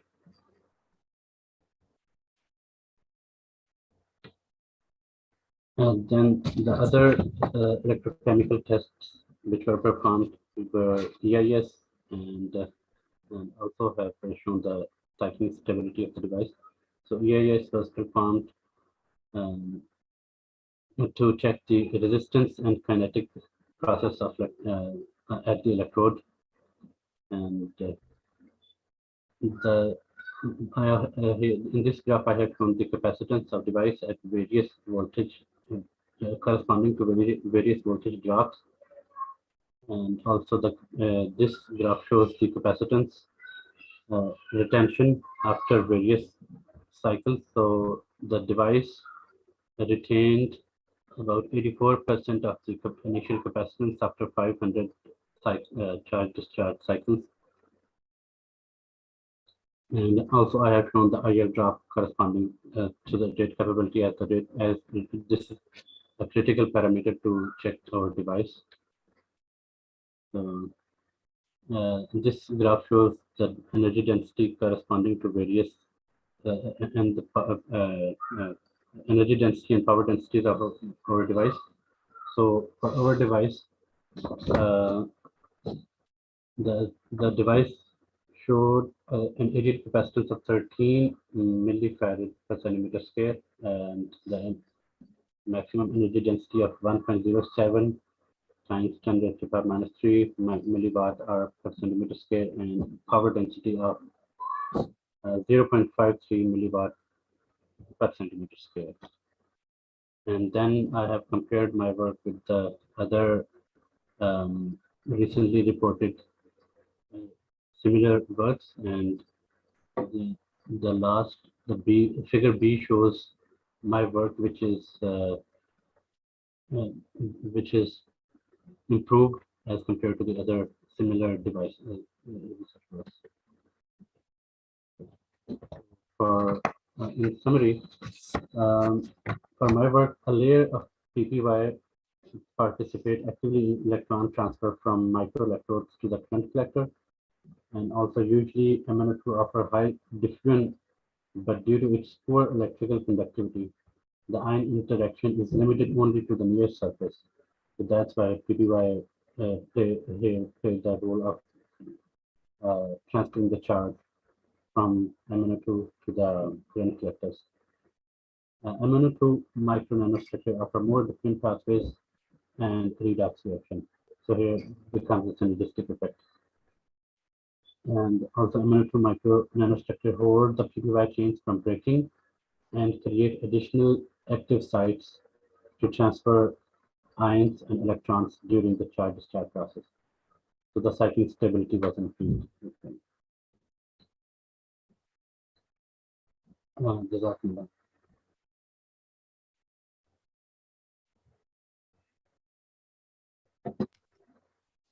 Jazakumullah ta'ala asnal jaza, Dr. Waqas Haider Sahib. Before I call upon the last speaker of today, I would like to say a few words, even though I'm not scheduled to say a few words, but from the core of my heart, actually, I would like to say thanks to Dr. Hamid Mirza Sahib for arranging this mini Holy Quran and Science Conference, even though it is not the replacement of that bigger event that we were scheduled to have last month, but I'm sure the new team is coming up with some new program in the coming days to replace this Holy Quran and Science Conference on the similar footing. However, we hope and pray that the next program, whichever is planned with the new team, is replacing amicably this Holy Quran and Science Conference, which was held for so many years successfully every year. The next speaker is Dr. Hamid Mirza Sahib. And finally, we have a topic which is on some eatable, mouth-watering. Ajwa dates, a cure for heart ailment. Now, Dr. Hamid Mirza Sahib is an adjunct professor at the International Center of Chemical and Biological Sciences and has a PhD in metal organic chemistry. He has published over 45 research papers in peer-reviewed international journals and made over 50 presentations. He's a faculty at New York University and an adjunct professor at the ICCBS, as well as chief scientific officer at the AS. And Dr. Sab, I'm sure you will let us know what is AS, at least I don't know about that. And the chemical laboratories. And currently, he is serving as the Secretary Talim Education at the Ahmadiyya Muslim Jamaat Peace Village chapter. So, Dr. Hamid Mirza Sahib, Assalamu alaikum. Assalamu alaikum, Jazakallah, Jamil Sahib. It was a very detailed introduction. I'll share my presentation.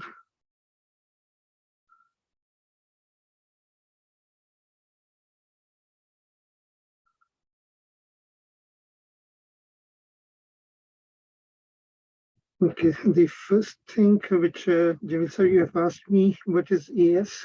AS is Abdus Salam Chemical Laboratories Inc. This was registered in 2003 by myself, which I established this lab as a pharmaceutical research CRO, and by the grace of Allah, it is going now. A'udhu billahi minash shaitanir rajim, bismillahir rahmanir rahim. In the Holy Quran, Allah Ta'ala mentioned fruits and vegetables at various places. Similarly, it mentions many animals and their various uses in terms of the edibility of those animals and their body parts. In terms of the fruits, some are mentioned in a very different way, in a peculiar way, with certain combinations or alone. So in my presentation, which is not typically my research area in the lab which I'm doing, but it is for the general interest of our audience, I'm presenting it for the date, which is the palm coming from the palm trees. And the specific scope is in order to explore the medicinal benefit of this fruit. In the Holy Quran, Allah Ta'ala repeatedly invite believers that they should ponder on the Holy Quran. In many Muslims, Holy Quran is used just a book which they can recite without understanding, without knowing what knowledge it has. And majority of the Muslims, they do not think that it has science in it. However, there's a lot of science which is discussed in the Holy Quran. And Hazrat Masih Maud al-Islam, he mentioned that in this era, Allah did not keep the religious matters like tales or stories. Instead, he made the religion a science, and that is why this is the period of revealing of the truth, when everything is being manifested in an intellectual way. I am sent to present the stories and belief of Holy Quran in an intellectual way. This was published in Malfuzat in 1984. Then on Friday sermon, in July 24th, 2020, Hazrat Sayyidina Khalifatul Masih al-Khamis Sayyidullah Ta'ala bin Aziz, he narrated a hadith which was by Hazrat Saad bin Abi Waqas Radhiyallahu Ta'ala anhu. These quotes that Hazrat Saad bin Abi Waqas Radhiyallahu Ta'ala anhu quotes that when I fell ill in Mecca, the Holy Prophet ﷺ came to visit me. When he placed his hand on my chest, I felt the coolness of his hand upon my heart. Placing his hand, he said, that is, Holy Prophet ﷺ said that you have an ailment of the heart. Then Holy Prophet ﷺ said to Hazrat Sa'd bin Abi Waqqas that go to Haris bin Qalada, brother of Banu Saqif. He is a physician. And further, he instructed that tell him to take 7 ajwa dates from Medina and crush them along with their pits, that is the date stones, and give it to you to drink as a medicine. Now, this hadith has been quoted in from Sunan Abi Dawood, book 28, and hadith number is 3866. It is also mentioned in Tabaqat al-Kubra. So, 2 hadith books, they have related this hadith. Now, Holy Prophet said that again in another hadith, Holy Prophet said that if somebody takes some ajwa dates every morning, he will not be affected by poison or magic on that day till night. This is also from Sahih al-Bukhari. Then Holy Prophet has another saying about the ajwa. He said that al-ajwa is from paradise and it contains a cure for poison. So there are these number of hadiths which are available, and when we look at the Holy Quran itself, then the dates has been mentioned numerous times, and the word which is used in the Holy Quran for the dates is nakhl. This has been mentioned 22 times in the Holy Quran in various forms. Now, when we look the data from the Holy Quran, dates with the grapes, olives, and pomegranate, it has been mentioned twice, where in the same verse, all 3 fruits has been mentioned. Date and olives in the same verse, they have been mentioned once. Similarly, dates with the pomegranate is once, olive and grapes and dates once, and with the other crops and grapes, it is mentioned once. And 6 times a date and grapes are mentioned, and date alone is mentioned 8 times. So this shows that how much Holy Quran has given or mentioned, how many times it has mentioned in the Holy Quran for this particular fruit. Some of the verses where it has been mentioned are been shown here. Where Allah Ta'ala has mentioned about the date and or the date palm itself, the tree itself.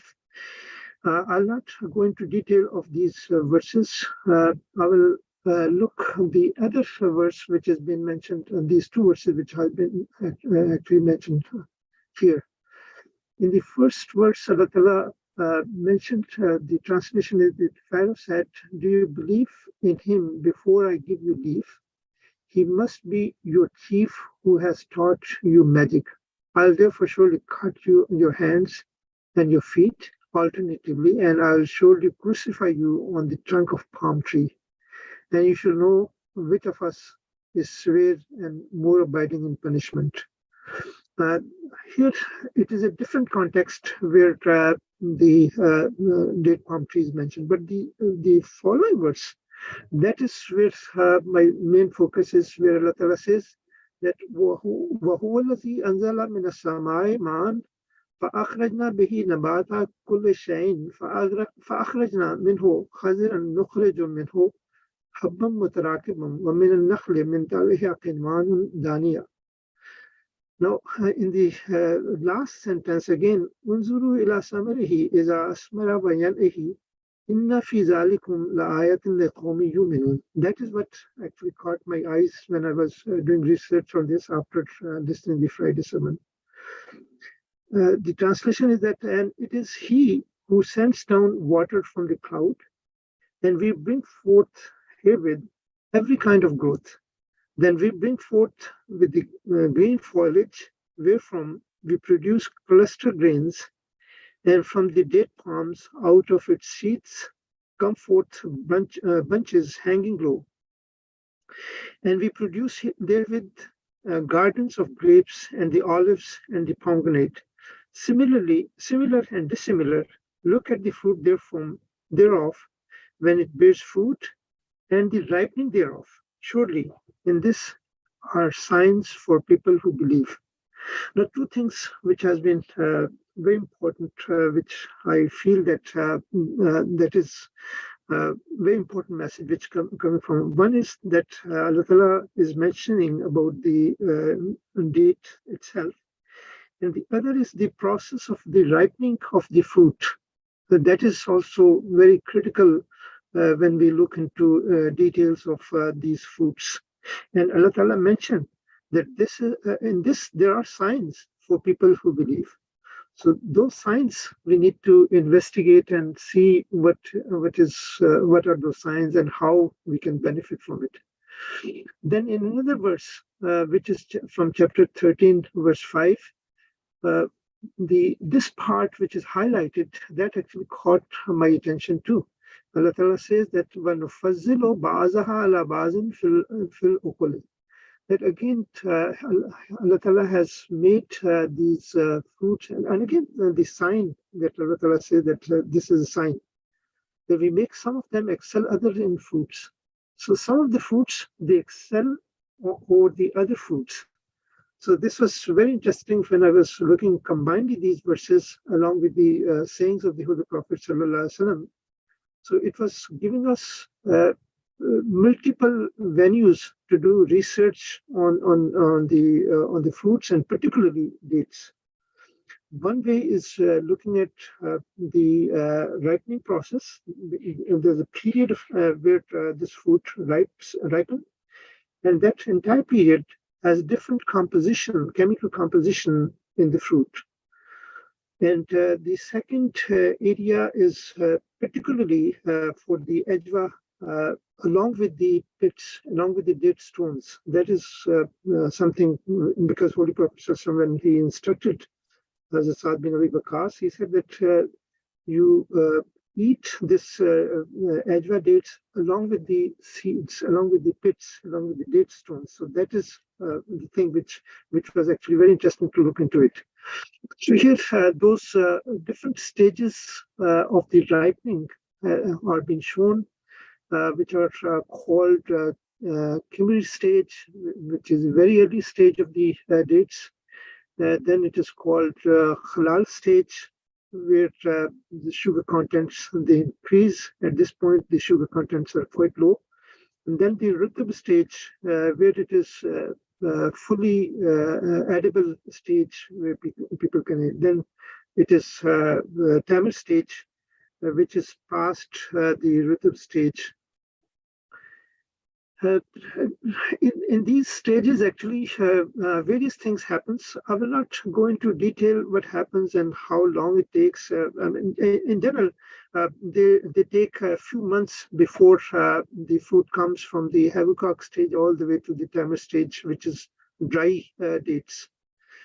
So the details are given here for weeks, which takes into account. So now looking at the contents, which I, at the beginning I mentioned that Holy Prophet Sallallahu Alaihi Wasallam, when he advised Hazrat Sa'd bin Abi Waqqas that you have ailment of the heart, and then he said that you take the ajwa with the seeds and crush it together and then eat it or drink it, and that will cure you. So I was actually surprised that very recently, just a week ago, there was a study which was published in the Journal of American College of Cardiology. The reference is given at the bottom, where they have used the meta study for 884 studies which they looked upon.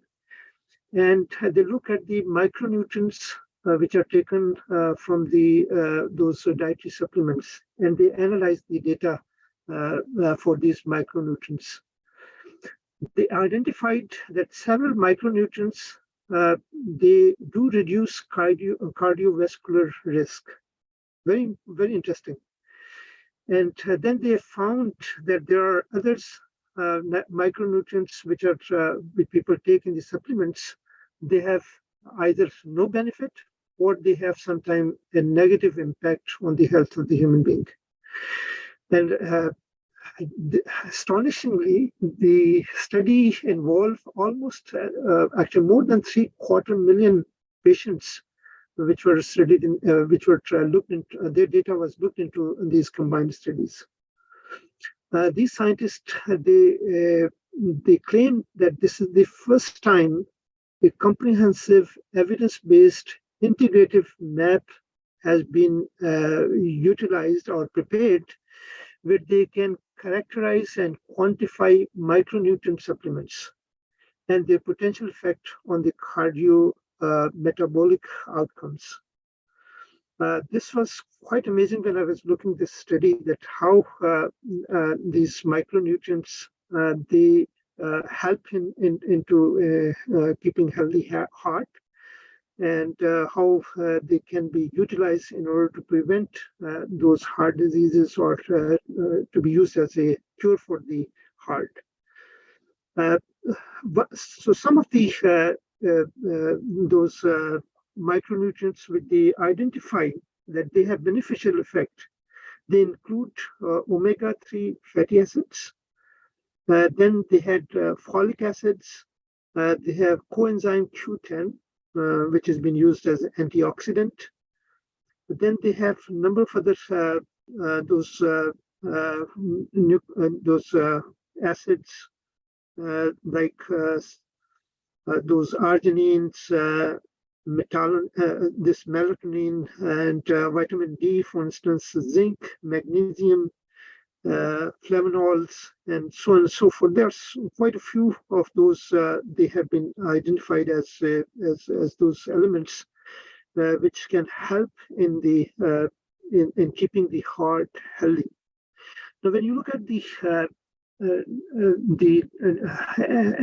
analytical data for these Ajwa dates, 3 pieces, which is roughly 23 grams, they contained 20 grams of the total the carb.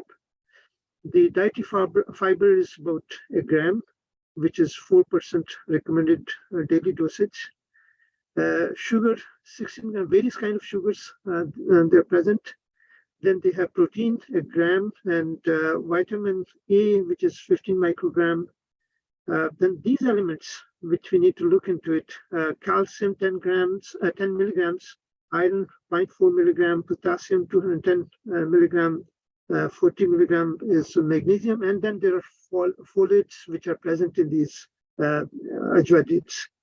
So all these elements which are here, they all are useful for maintaining a healthy heart, especially magnesium, potassium, and folate and iron. They have been identified in these studies that they provide a heart, a healthy way, or healthy heart in the human being.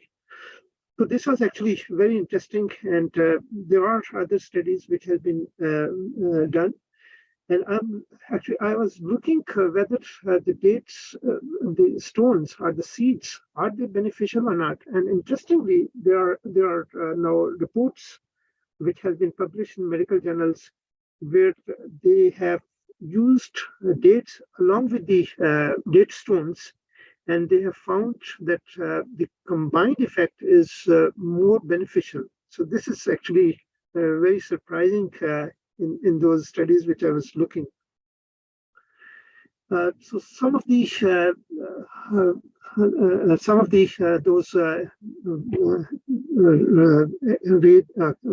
substances which I have spoken in the previous slides, how they function, they have been listed here.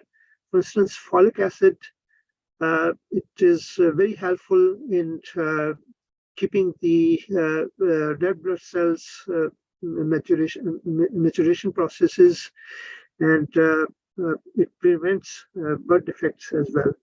Similarly, calcium, It is very important for the bones, everyone knows. Zinc, which is again another one which is very useful. Potassium, it controls the high blood pressure. We all know this thing. Magnesium, copper, they are useful for the nervous systems. And then those vitamins and other reagents, which are other substances which have been mentioned, which are part of the nutrients which are found in the dates, and particularly in the ajwa dates. So these substances which are found in the ajwa date and other dates, they are very useful, and we all know that this heart disease is related with many other diseases. They are actually a combination where patients normally they have diabetes, normally they have blood pressure issues, and they have kidney issues. All these combinedly affect on the heart, on the health of the heart. So the ingredients which are found in the dates and their seeds, they are very helpful and useful in order to keep the heart healthy. I will leave this because of the shortage of time, and I will go to the conclusion now. So in terms of the dates, they are one of the very useful and very healthy fruit. They contain nutrients which are extremely important in our life to keep our vital organs healthy. Ajwa dates, which are from the Medina, especially, they are very, very helpful in maintaining the nutrient levels that will be keeping our heart healthy, especially for those who have ailments in the heart. Also, the seeds, they have been shown in some studies that they contain healthy nutrients, and they are very useful. So, however, after saying this, one should not jump right away to go and buy and eat tens and tens of those dates every few hours every day. We must consult our family physicians if you have issue of health before you start taking these dates in order to cure yourself. But if you're healthy, then you definitely should include these dates in your diet, and I'm sure that they will be very beneficial in keeping us more healthy. Jazakumullah Sumiza.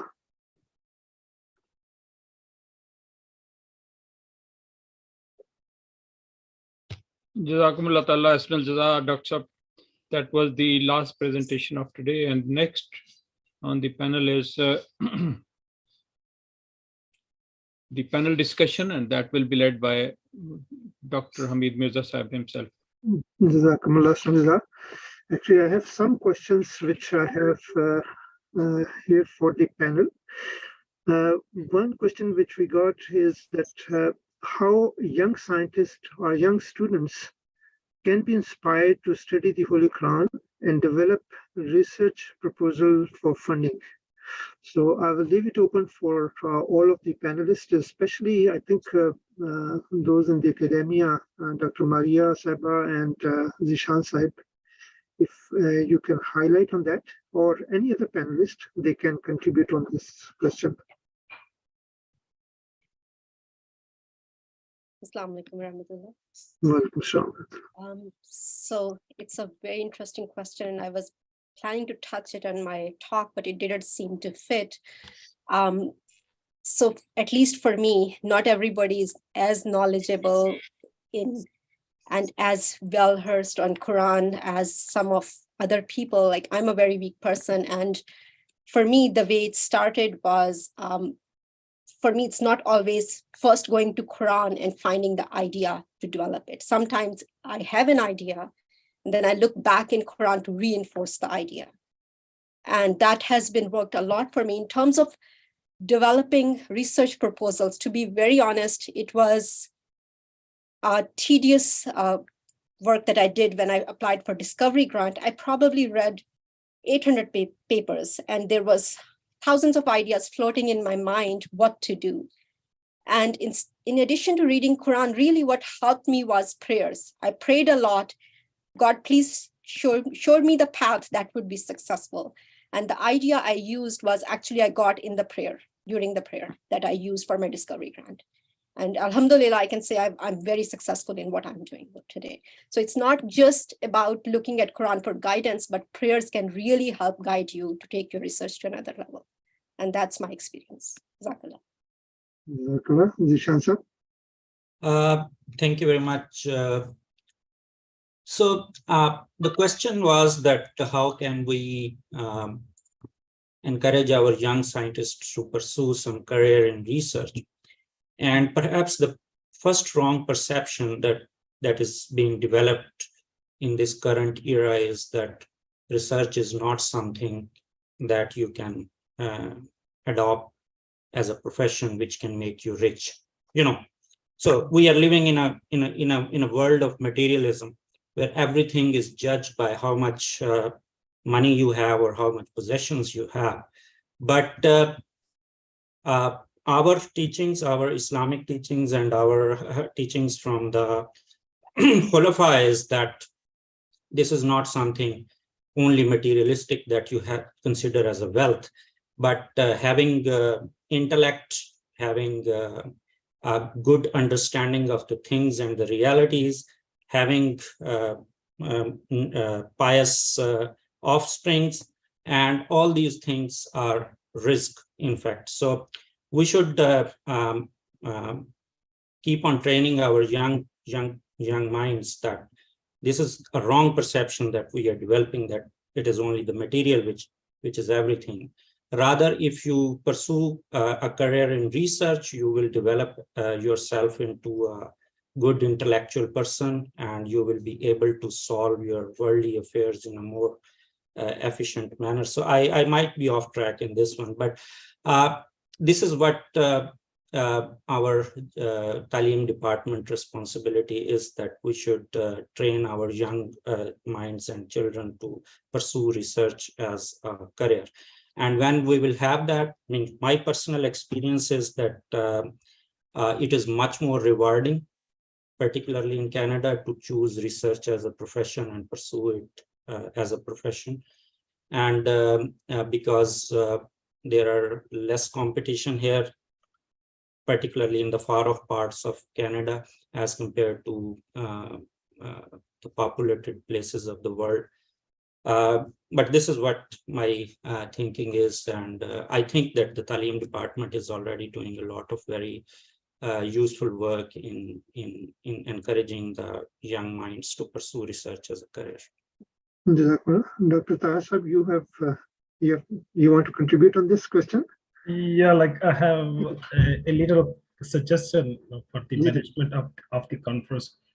There is only Jamaat-e Ahmadiyya who organize such beautiful conference. I know many community, many people, they don't do anything like that. And this is amazing event, amazing activity you do every year.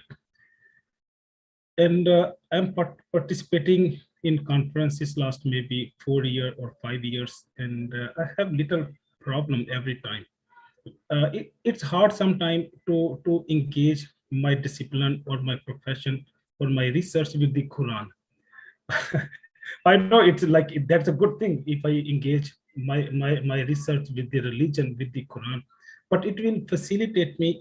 It will help me a lot if you make it open. If I belong to the social science, then it may be easy because religion belongs to the social sciences actually. And I also have seen many researchers. They present very beautiful research data and everything, but we actually drive and we put a lot effort to connect the Quran with the some time to some conclusion or some findings. And if you make it easy for me and many other people to just relax it and its scope or its horizon, if expanded, that it may be easy for me and many other participants. to deliver in best possible manner. Thank you very much. Jazakumullah, Inshallah, actually, although the name is Holy Quran and Science, but we have entertained any researcher from any field, as in the past, social sciences and others, they have presented. The only idea was that this way we should encourage members to study Holy Quran in more depth. That was the idea. Otherwise, it is open for everyone to come and join and present their research. So you're more than welcome, Dr. Sab. Now, just my 2 cents on this question. As Dr. Maria Saiba has mentioned, that she had to read so many papers. In fact, if we do both things, every day when we are reading, even if we ponder 1 or 2 verses, read with the translation, try to remember the meaning of those verses. So when we read our other, in our professional life, those journals, articles, or news, sometimes some of the news items, they catch our eyes. And we can quickly relate to the Holy Quran. Holy Quran mentioned this thing. And it has been now published recently. And this will help our youngsters. But this requires that continuity in reading, pondering on the Holy Quran. Sometimes we don't get any much information for our field. However, continuously reading and reading beside that, spending time in our research and whatever we are reading, whatever the news is coming, if the verses of the Holy Quran or their translations are in our mind, then I'm sure that a time will come when we will catch some good ideas which are emerging from the Holy Quran. This is my 2 cents. But of course, the prayers which Dr. Saib has mentioned, absolutely, there's no question. Without prayers, we cannot succeed. Our next question is Sir. Dr. Amin Sab. Yeah, I'm sorry. I'm actually raised my hand. I'm really sorry to interrupt. No problem. I actually remember at one of the occasion while asking probably Sweden Lajna to Hazur Anwar Ayadullah Ta'ala a question about the nanotechnology. Hazur answered that we should do our research to, benefit the human being, to create, some sort of ease to a common person life. Right. So with this regard, my humble suggestion to motivate our youth is to, we should have a kind of programs where we talk about and motivate our youth by saying that by saying that we are here to help our human beings. Right. And another thing is I like to share, because I'm doing research here for last more than 5 years. In Canada, we have a lot of opportunities with this regard, where we have a different idea, which government support, to bring your idea to the next level, like lab to market. There are many other. I remember few years back, I had a news. I listened to news. I read out a news where a very young, talented girl here in Ontario. I forget the idea what it was, but the government pay for that idea about $5 million to bring it to the next level. So there are many funding opportunities here. So it's not like we all the time, there are opportunities. Dr. I had to cut you because there are other questions too. The question actually was more specific that doing research based on the Holy Quran. So for this reason, I had to shorten this discussion. The next question is for our Dr. Zishan Bhatti Sahib. Question is why environment is helping in irrigation While there are continuous talks of water shortage or the clean water shortage, which humanity will face in future due to the lack of or due to the environmental changes.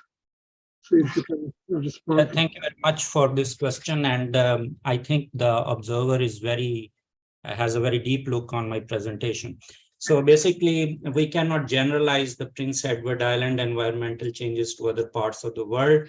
It changes from place to place. On every place, the environmental changes are different. So when we talk about an island, so we know that everything is surrounded by water.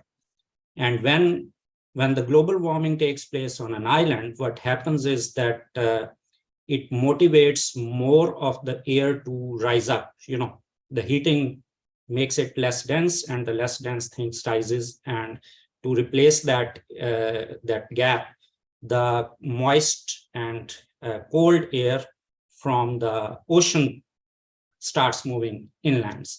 So as the more moisture is coming from the ocean to the island, the water requirements of the crop would go down. So this is something specific to the island. So please don't generalize it to other parts of the world, because I know for India and Pakistan, the climatic changes are so catastrophic that even with irrigation, you wouldn't be able to grow crops, because number one thing, due to global warming, more water will be getting out of the system because of evapotranspiration. So you will be left with less one. But at the same time, the precipitation is increasing as well. So if the balance is, I don't know the deep calculations for Pakistan context, but everywhere you will have to see that whatever will be getting into the system through precipitation and what will be getting out of the system through evapotranspiration. And that will tell you the balance. But overall, of course, there is a general consensus at most part of the world. There will be more aridity, there will be more water shortages, because due to global warming, more evapotranspiration would take place. But it varies from place to place, and we need to have site-specific information. So this was only for the island environment. Thank you very much. Next question is to Dr. Maria Saiba. The question is, what caused thunderbolt to cause slippery surface? And the second part is that if the research which you have presented, if the surfaces are made slippery, then how useful they will be for general use, for instance, people who walk on those slippery surfaces. Jazakallah for the question. So the thunderbolt creating slippery surfaces, that is something I just learned 2 days ago when I was preparing for this Holy Quran and Science conference. And I looked a lot. Mostly thunderbolts are known to create conducive environment for the living of organisms, for fixing nitrites and nitrates in earth and so on. There's only one website I found where, and that being said, we should keep in mind that thunderbolts are of very different kinds. They are not just one type. We know what happens on Earth. We don't know what happens on other planets. So there is one research article that came across that says that there was, that there was a thunderbolt on moon's surface that was hard and cold at the time, that causes the melting of the surface of the moon.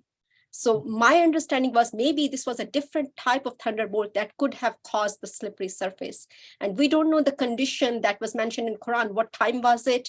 What was it, winter? If it was winter, there was water on the surface and the surface was hard. It's possible melting could have occurred when there was a fire burn. So that is my own explanation. But again, I'm not an expert in agriculture. I'm not an expert on lightning and all that. So this is what I have learned in last 3 days, looking at Holy Quran and what is out there after Googling for hours and hours on the topic.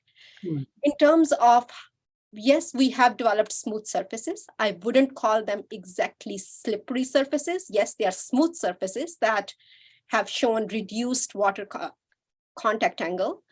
They are not for walking. The idea was more on, let's say, hospital knobs, the door knobs, or touching, putting a patient on the bench that can have the surface coated with our polymers so the patient pathogens do not interact with the surface. This is the idea I'm exploring right now further into details, where we can develop sprayable coatings where we can coat the material that does not allow attachment of any pathogen, any bacteria, any virus.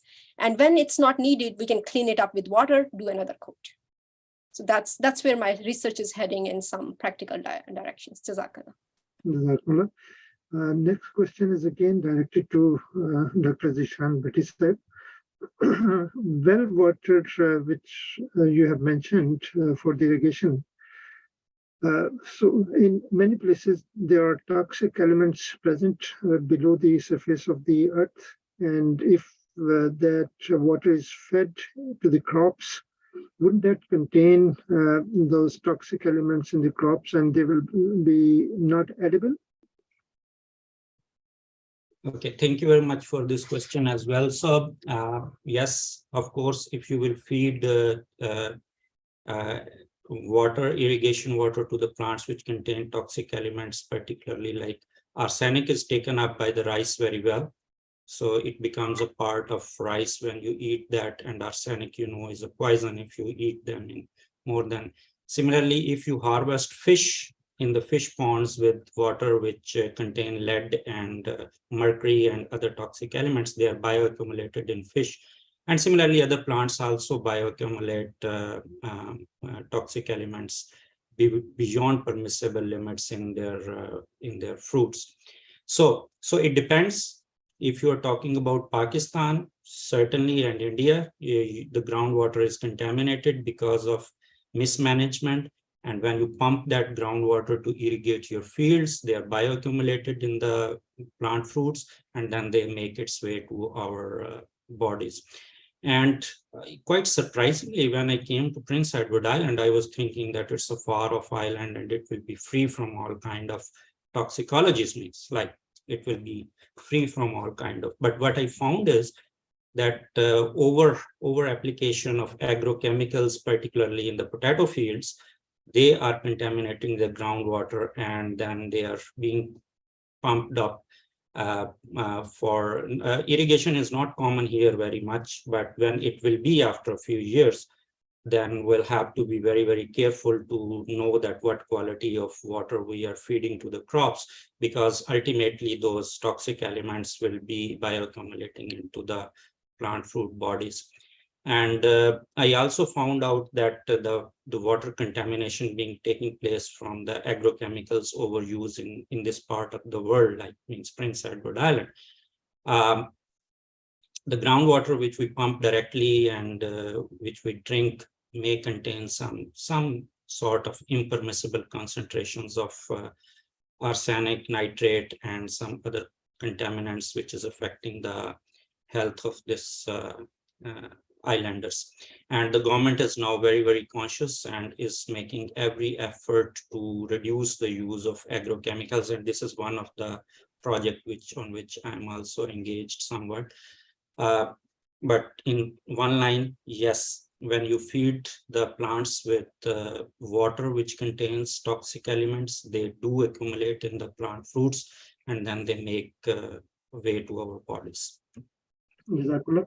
The last question, which is a short question, is directed to Dr. Saha Saab. When pandemic will be end officially?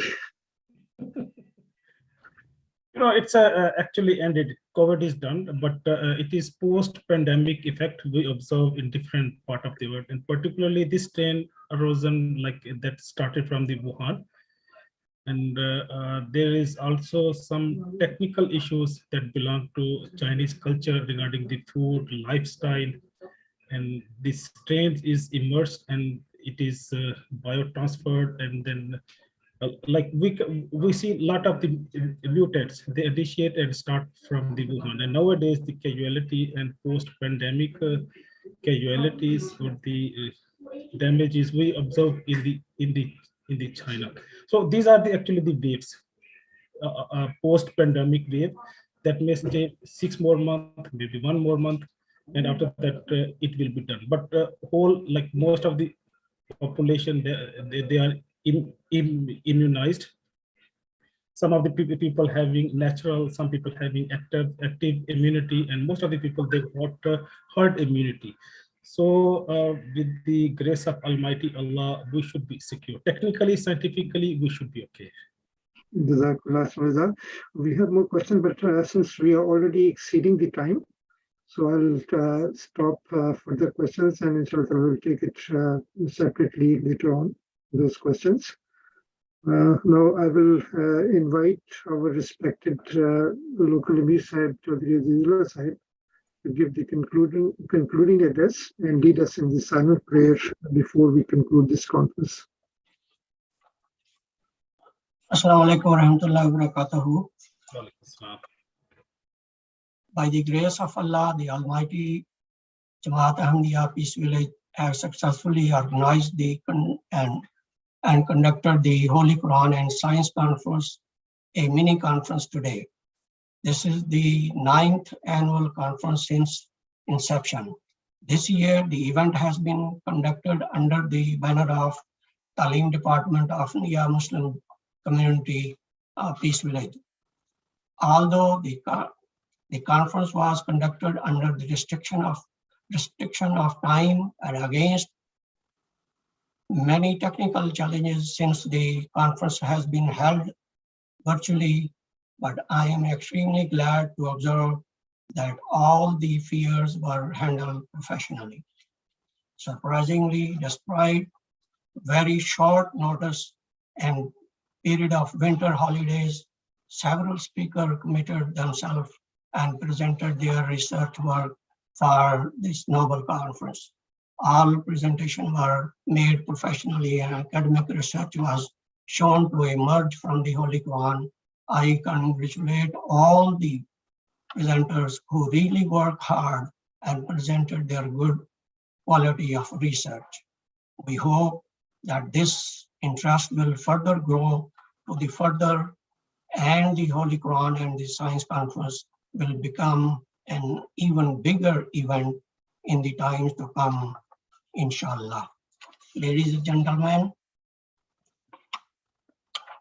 the purpose of this conference was to draw the attention of the knowledge seekers to ponder over the message of Holy Quran.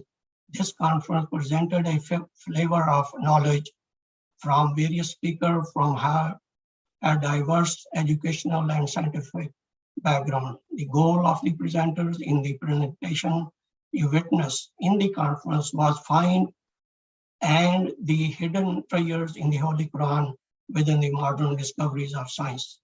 It is anticipated that this conference will open up new dimensions to the study the Holy Quran, and the reader of the Holy Quran will spend more time reflecting on the messages, thus acquiring not only the more knowledge, but also benefiting in his or her own domain to explore new research for frontiers. This conference recently equipped all participants with new tools to study the Holy Quran.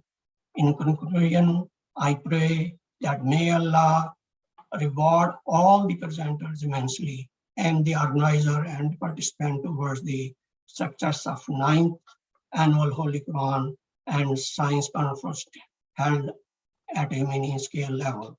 May Allah enable all the humanity to seek guidance from the Holy Quran in all the spheres of life. Ameen. Now, please join me for silent prayer. आइए हम दुआ कर लें.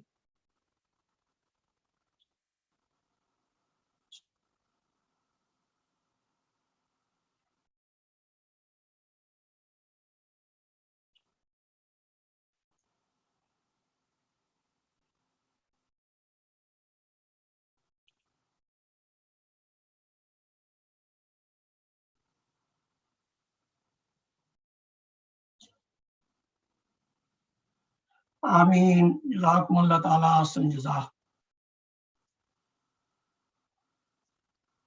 Jazakumullah for all the presenters and all the other team members who helped me in organizing this conference. So this concludes the official session of the conference. Jazakumullah.